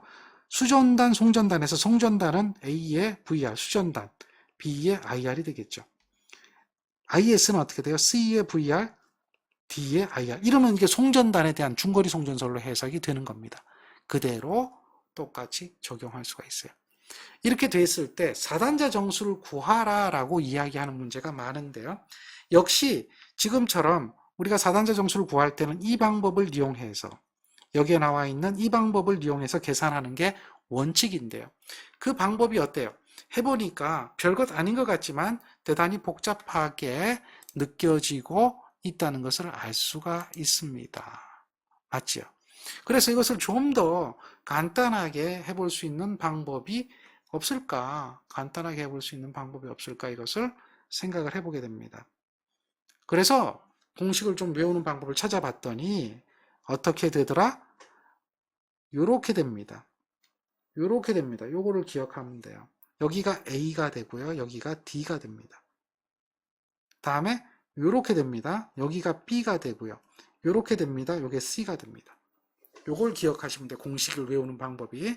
지금 T형 회로도 요게 D가 되고요. 요게 A가 됩니다. 그 다음에 요게 B가 되고요. B는 좀 복잡하죠? 요게 C가 됩니다. 자, 여기서 두 개 있는 이 C가 복잡한 거고요. 두 개 있는 이 B가 복잡한 겁니다. 항상 두 개 있는 게 복잡하니까 그거는 구하기가 힘드니까 구하지 마시고요. 안 구해도 돼요. 어떻게? AD-BC는 1이라고 하는 관계가 있기 때문에 결국은 세 개만 알면 나머지 하나는 구할 수가 있죠. 나머지 하나는 구할 수 있잖아요. 이게 성립을 하기 때문에 BC는 안 구해도 나머지 세 개 가지고 AD-B나 또는 뭐 AD-C를 가지고 계산할 수도 있어요. 자, 근데 B는 단위가 오음이고요. C는 단위가 뭐죠? 모입니다. 그걸 항상 기억해야 돼요. B는 단위가 오음이고 C는 단위가 모다, 어드미턴스 차원과 임피던스 차원이다 라고 하는 겁니다. 따라서 이와 같을 때 A정수를 구하라 그러면 A정수는 1 플러스 화살표입니다. 1 플러스 화살표라는 뜻은 위에 게 뭡니까? 라고 하는 거예요. 위에 게. 여기 위에 게 뭐고요? 아래 게 뭡니까? 위에 게 3고 아래 게 2지요. 그러니까 위에 거 3고 아래 거 2가 되는 게 A정수입니다. D정수는 어떻게 구할까요? 1 플러스 화살표입니다 라고 하는 거예요. 1 플러스 위에 건 뭡니까? 3고 아래 건 1이죠. 그러니까 3에다 1 하면 얘가 뭐가 돼요? D정수입니다. 그리고 이렇게 하나가 밖에 없죠. B정수는 간단하죠. Z3 하나밖에 없습니다. C정수는 복잡해요. 그래서 구하지 마세요. 복잡하니까 구하지 마세요. 그냥 할 수 있는 것만 하세요. 그렇게 해도 우린 요거 찾아낼 수가 있습니다. 자, 다시 한번 해볼까요? A정수. A정수를 공식을 외워보니 얼마죠? 1 플러스 위에 게 얼마입니까? 4, 밑에 게 4입니다. 그래서 4분의 4니까 얘가 2가 되겠죠. D정수는 1 플러스 이렇게인데요. 1 플러스 역시 여기가 4, 여기가 4죠. 위아래로 4니까 4분의 4입니다. 자, 이거는 뭐냐? 대칭이 됐죠. 오른쪽 왼쪽이 대칭이 됐죠. 대칭. 좌우가 대칭이 되면은 어떻게 되죠? A정수 이퀄 D정수입니다. A정수하고 D정수는 대칭회로에서는 똑같다라고 하는 것을 알 수가 있습니다. 다음 C정수, B정수는 복잡하니 구하지 말고요. C정수를 구해보면 C정수는 어드미턴스죠. 4 하나밖에 없죠. 어드미턴스니까 얼마죠? 4분의 1이 됩니다. 자, 이때 4단자 정수 잘못 구해진 것은 했잖아요. 그러면 A정수 2, D정수 2 맞고요. C정수 4분의 1이죠. 답은 찾아낼 수 있습니다. B정수 12가 나오는 것은 어떻게 찾아내면 돼요? AD-BC는 1에서 B는 어떻게 되죠? B는 AD-1이죠. AD-1. 여기를 뭐로 나눠주면 돼요? C로 나눠주면 되죠. 그러면 B정수 구할 수가 있어요. 그런 식으로 해서 찾아낼 수도 있습니다. 굳이 구하려면. 이해하시겠죠? 자, 그 다음 거 한번 볼까요? 자, 여기서 어떤 4단자망에 영상 임피던스가 주어졌어요. 1차 영상 임피던스하고 2차 영상 임피던스가 주어졌어요. 서로 같게 되려면 어떠한 관계가 돼야 되느냐 이렇게 물어봤어요. 자, 영상 임피던스라고 하는 것은요. 거울을 바라보는 듯한 느낌을 받는 임피던스를 영상 임피던스라고 그래요. 거울을 바라보는 듯한 느낌. 그게 무슨 이야기냐면 여기다 한번 적어 볼게요. 여기에 4단자 망이 이렇게 있는데요. 4단자 망에 4단자 정수가 A, B, C, D라는 4단자 정수가 있어요.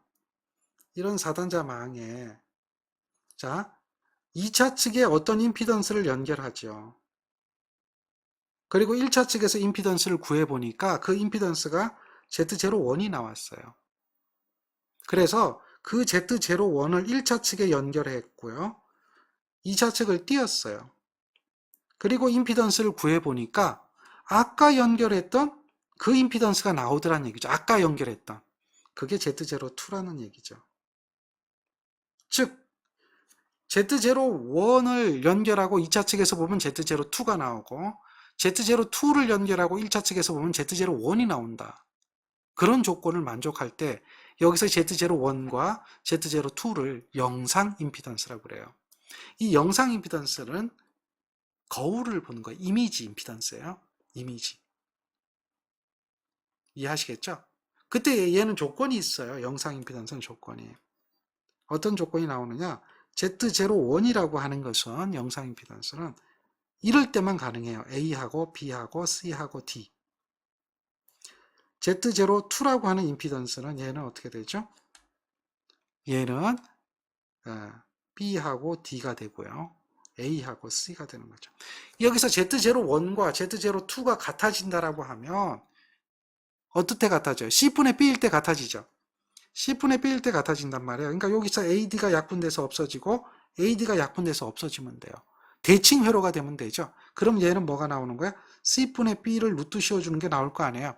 그게 영상 임피던스가 되어지는 거예요. 그때다. 이때가 되는 때는 언제냐? 대칭일 때. 좌우 대칭일 때. 대칭일 때만 C분의 B가 되겠죠. 이해하시겠죠? 루트 10분의 b가 되어진다. 이것이 영상 임피던스예요. 그리고 영상 전달 정수라고 하는 게 있죠. 전달 정수 세타는 어떻게 되죠? 전달 정수 세타는 로그 루트에 a하고 d 플러스 루트에 b하고 c가 되겠죠. 요것이 기억하고 있어야 될 식이죠. 정리가 되겠죠? 기억하고 있어야 될 식입니다. 따라서 그런 걸 기억하면 어느 때가 될까요? 영상 임피던스가 서로 같아질 때가 어느 때가 될까요? 이렇게 물어보면 이때가 되겠죠. 좌우가 대칭이 될 때. 대칭이 될 때가 같아질 때다라고 하는 걸 알 수가 있어요. 자, 회로에서 영상 임피던스를 구하라 그러죠. 그러면 4단자 정수를 모르면 영상 임피던스를 계산할 수가 없어요. 4단자 정수를 알아야 영상 임피던스를 계산할 수가 있어요. 그래서 여기서 4단자 정수를 구해보면 쉽게 구할 수가 있어요. 이렇게 하면 A 정수, 이렇게 하면 D 정수가 되겠죠. P 정수, C 정수예요. 금방 계산되죠? A 정수 얼마죠? 1 플러스 위아래. 위에가 뭐가 있어요? 4가 있고 아래가 5가 있죠. 그러니까 1 플러스 위아래. 자, B 정수는 하나밖에 없죠. 뭐가 있죠? 4. C 정수는 하나밖에 없죠. 뭐가 있죠? 5가 있는데 5로 적으면 안 되죠. 어드미턴스 모읍니다. D 정수는 1 플러스 뭐 해야 되는데 여기 아무것도 없죠. 여기가 없어요. 무한대가 있잖아요. 그러니까 D 정수는 1 이렇게 보면 돼요. 1 플러스 어떤 거 나누기 무한대는 0이 되거든요. 그래서 이렇게 나타나면 Z1과 Z2를 구하래요. 그러니까 Z01을 구해야 되거든요. 그럼 Z01은 어떻게 구해지느냐? Z01은 이거잖아요. 루트 ABCD잖아요. A 정수가 얼마야? 1 플러스 5분의 4, 5분의 9가 되죠. B 정수가 얼마입니까? 4가 되죠. C 정수는 얼마야? C 정수는 5분의 1이 되죠. D 정수는 1이 되죠. 요거를 루트 씌워줘야지 Z01이 되겠죠. 5로 분자분모에 곱해주면, 즉 5분의 1로 약분시켜버리면 4, 9, 36이죠. 즉 루트 36이 나오는 거죠. 그러니까 6이 되는 거죠. Z01은 6이 되어진다라고 해서 이걸 구할 수가 있는 거예요. Z02도 구해야 되겠죠. Z02는 자 5인지 3.33인지 몰라요. 그래서 계산을 해봐야 돼요. 방법이 없어요. A는 얼마입니까? 5분의 9. 다음에 B는 얼마죠? 4. C는 얼마죠? 5분의 1. D는 얼마죠? 1이죠. 이걸 이렇게 하면 되겠죠. 됐죠? 요걸 계산기 그대로 눌러보면 3.33이요. 아, 그래서 답이 얘가 되는구나. 이렇게 찾아낼 수가 있는 거예요. 정리되겠죠? 그래서 이렇게 A, B, C, D를 구할 수가 있어야 됩니다. 그 다음 거 한번 볼까요? 다음은 세타를 구하라 라고 이야기하는 거죠. 세타. 자, 이걸 구하려고 하면 A, B, C, D를 구해줘야 되겠죠? A, B, C, D를 구해야 돼요. 그래야 우리는 이 세타를 계산을 해낼 수가 있어요. 근데 A, B, C, D를 다 구하려고 하면 어렵거든요. 좀 쉽게 가는 방법이 없겠나 하니까 이 세타는 전달 정수는 이렇게 표현할 수가 있어요. 쌍곡선 함수이기 때문에 아크 코사인 하이퍼블릭 루트 AD로 표현할 수가 있어요. 또 이 값이 가능하거든요. AD, BC보다는 AD가 편하죠. 그러니까 A 정수, D 정수를 구하면 돼요. 여기서 A 정수, D 정수는 좌우가 대칭이 되어 있죠. A 정수하고 D 정수는 같을 거고요. 1 플러스 위에 게 얼마요? J의 600, 밑에 게 어떻게 되죠? 마이너스 J의 300이죠. 이렇게 계산하면 얘가 얼마야? A하고 D 정수는 마이너스 1이 나오는 거예요. 아, 그러니까 아크 코사인 하이퍼블릭 루트에다가 마이너스 1 곱하기 마이너스 1 하면 되겠네. 이렇게 계산해 보니까 1이 되죠? 0, 0. 아, 전달 정수가 얼마다? 0이구나 라고 이야기를 할 수가 있는 거죠. 정리가 되겠습니까? 자, 관련도 문제 한번 볼까요? 4단자 망의 기술에서 옳지 않은 것은 무엇이냐라고 물어봤죠. 자, 2단자 쌍망이라고 하고 4개 단자를 가지면서 각 단자쌍의 출입 전류는 같고요. 관심 대상은 4단자 자체 회로 구성이 아니라 그걸 가지고 회로망을 이해하는 데 목적을 가지고 있죠. 자, 그 다음 거 볼까요? A, B, C, D가 있습니다. A, B, C, D. 이 중에서 Z11을 표시한 것 중 옳은 것은 이렇게 물어봤어요. Z11을 표시한 거. 이거는 이제 Z11에 대한 값, Z11 값. 이걸 4단자 정수로 표현해봐라 라고 이야기를 하는 겁니다. 그래서 그거는 이제 요걸 하나 기억하시면 돼요. 즉 Z 파라미터는 4단자 파라미터로 표현할 수가 있거든요. 그러니까 Z11, Z12, Z21, Z22를 4단자망 A, B, C, D로 표현하면 C분의 1에 자 여기가 A, 다음에 여기는 AD-BC, 다음 여기는 1, D 이럴 때가 가능해요. 무슨 얘기인지 알겠죠? 그래서 C분의 A가 Z11이에요. 다음에 C분의 AD-BC가 Z12가 되고요. C분의 1이 Z21이 되고 다음에 C분의 D가 Z22가 되는 거예요. 그러니까 Z11은 뭐가 되죠? 여기서 찾아보니까 Z11은 C분의 A가 되겠죠. Z11이에요. 그것을 묻는 문제입니다. 그래서 이 관계식을 하나를 기억하면 그것이 가능한 겁니다. 자, 그 다음에 Z11을 구해보자 라고 이야기를 하고 있어요. Z11은 어떻게 해요? 이렇게 하면 Z11이 되겠죠. 3 플러스 5가 되니까 8이 되겠죠. 다음에 이런 회로에서는 존재하지 않는 건 뭐냐라고 하죠. 전류가 흐를 수 없죠.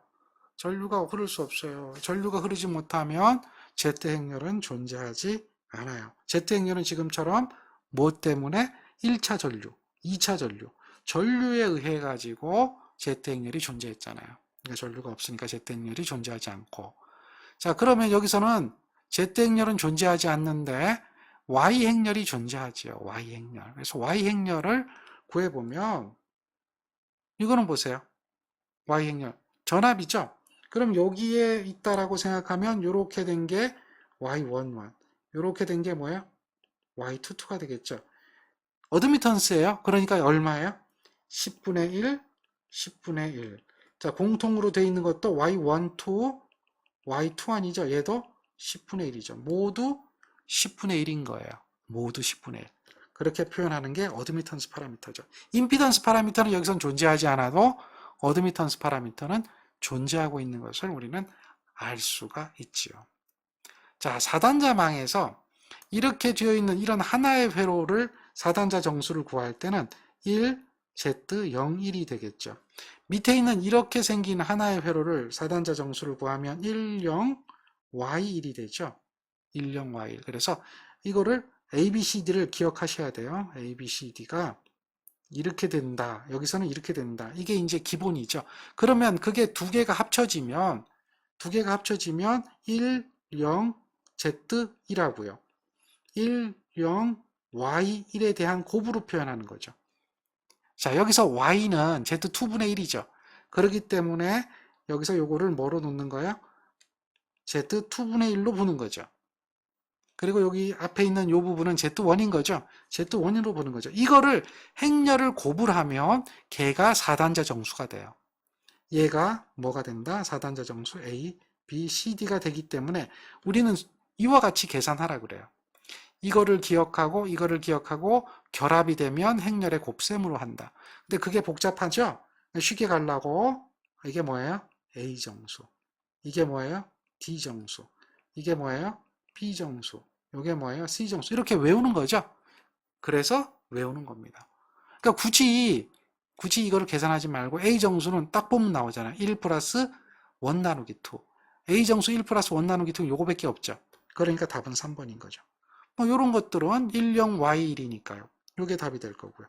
1Z01이잖아요. 근데 여기서는 A 정수니까 당연히 뭐 1Z01이니까 1이 되겠죠. 이러한 기본적인 개념들은 여러분들 쉽게 계산할 수가 있어야 한다는 이야기죠. 정리가 되죠? 여기 또 한번 보세요. 이거는 C하고 L로 주어져서 A 정수를 구하라 그러죠. 그러면 그냥 C하고 L로 구하는 게 아니라 C분의 L이 아니라 C 나누기 L이 아니라 이건 제2의 오메가 C분의 1인 거예요. 이거는 제2의 오메가 L인 거예요. 이렇게 놓고 나서 A 정수를 구해야 되겠죠. A 정수는 1 플러스 위에가 뭐예요? J 오메가 C분의 1이고 밑에가 뭐죠? J 오메가 L인 거예요. 이해되죠? 그러니까 분자 분모에 J 오메가 C, J 오메가를 곱해주는 거죠. J 오메가 C를 곱해줘야 되겠네. 그러면 1 플러스 뭐가 돼요? J 오메가 C를 곱해주면 1이 되겠죠? 밑에는 어떻게 돼요? J의 제곱에 오메가 제곱에 LC가 되겠죠.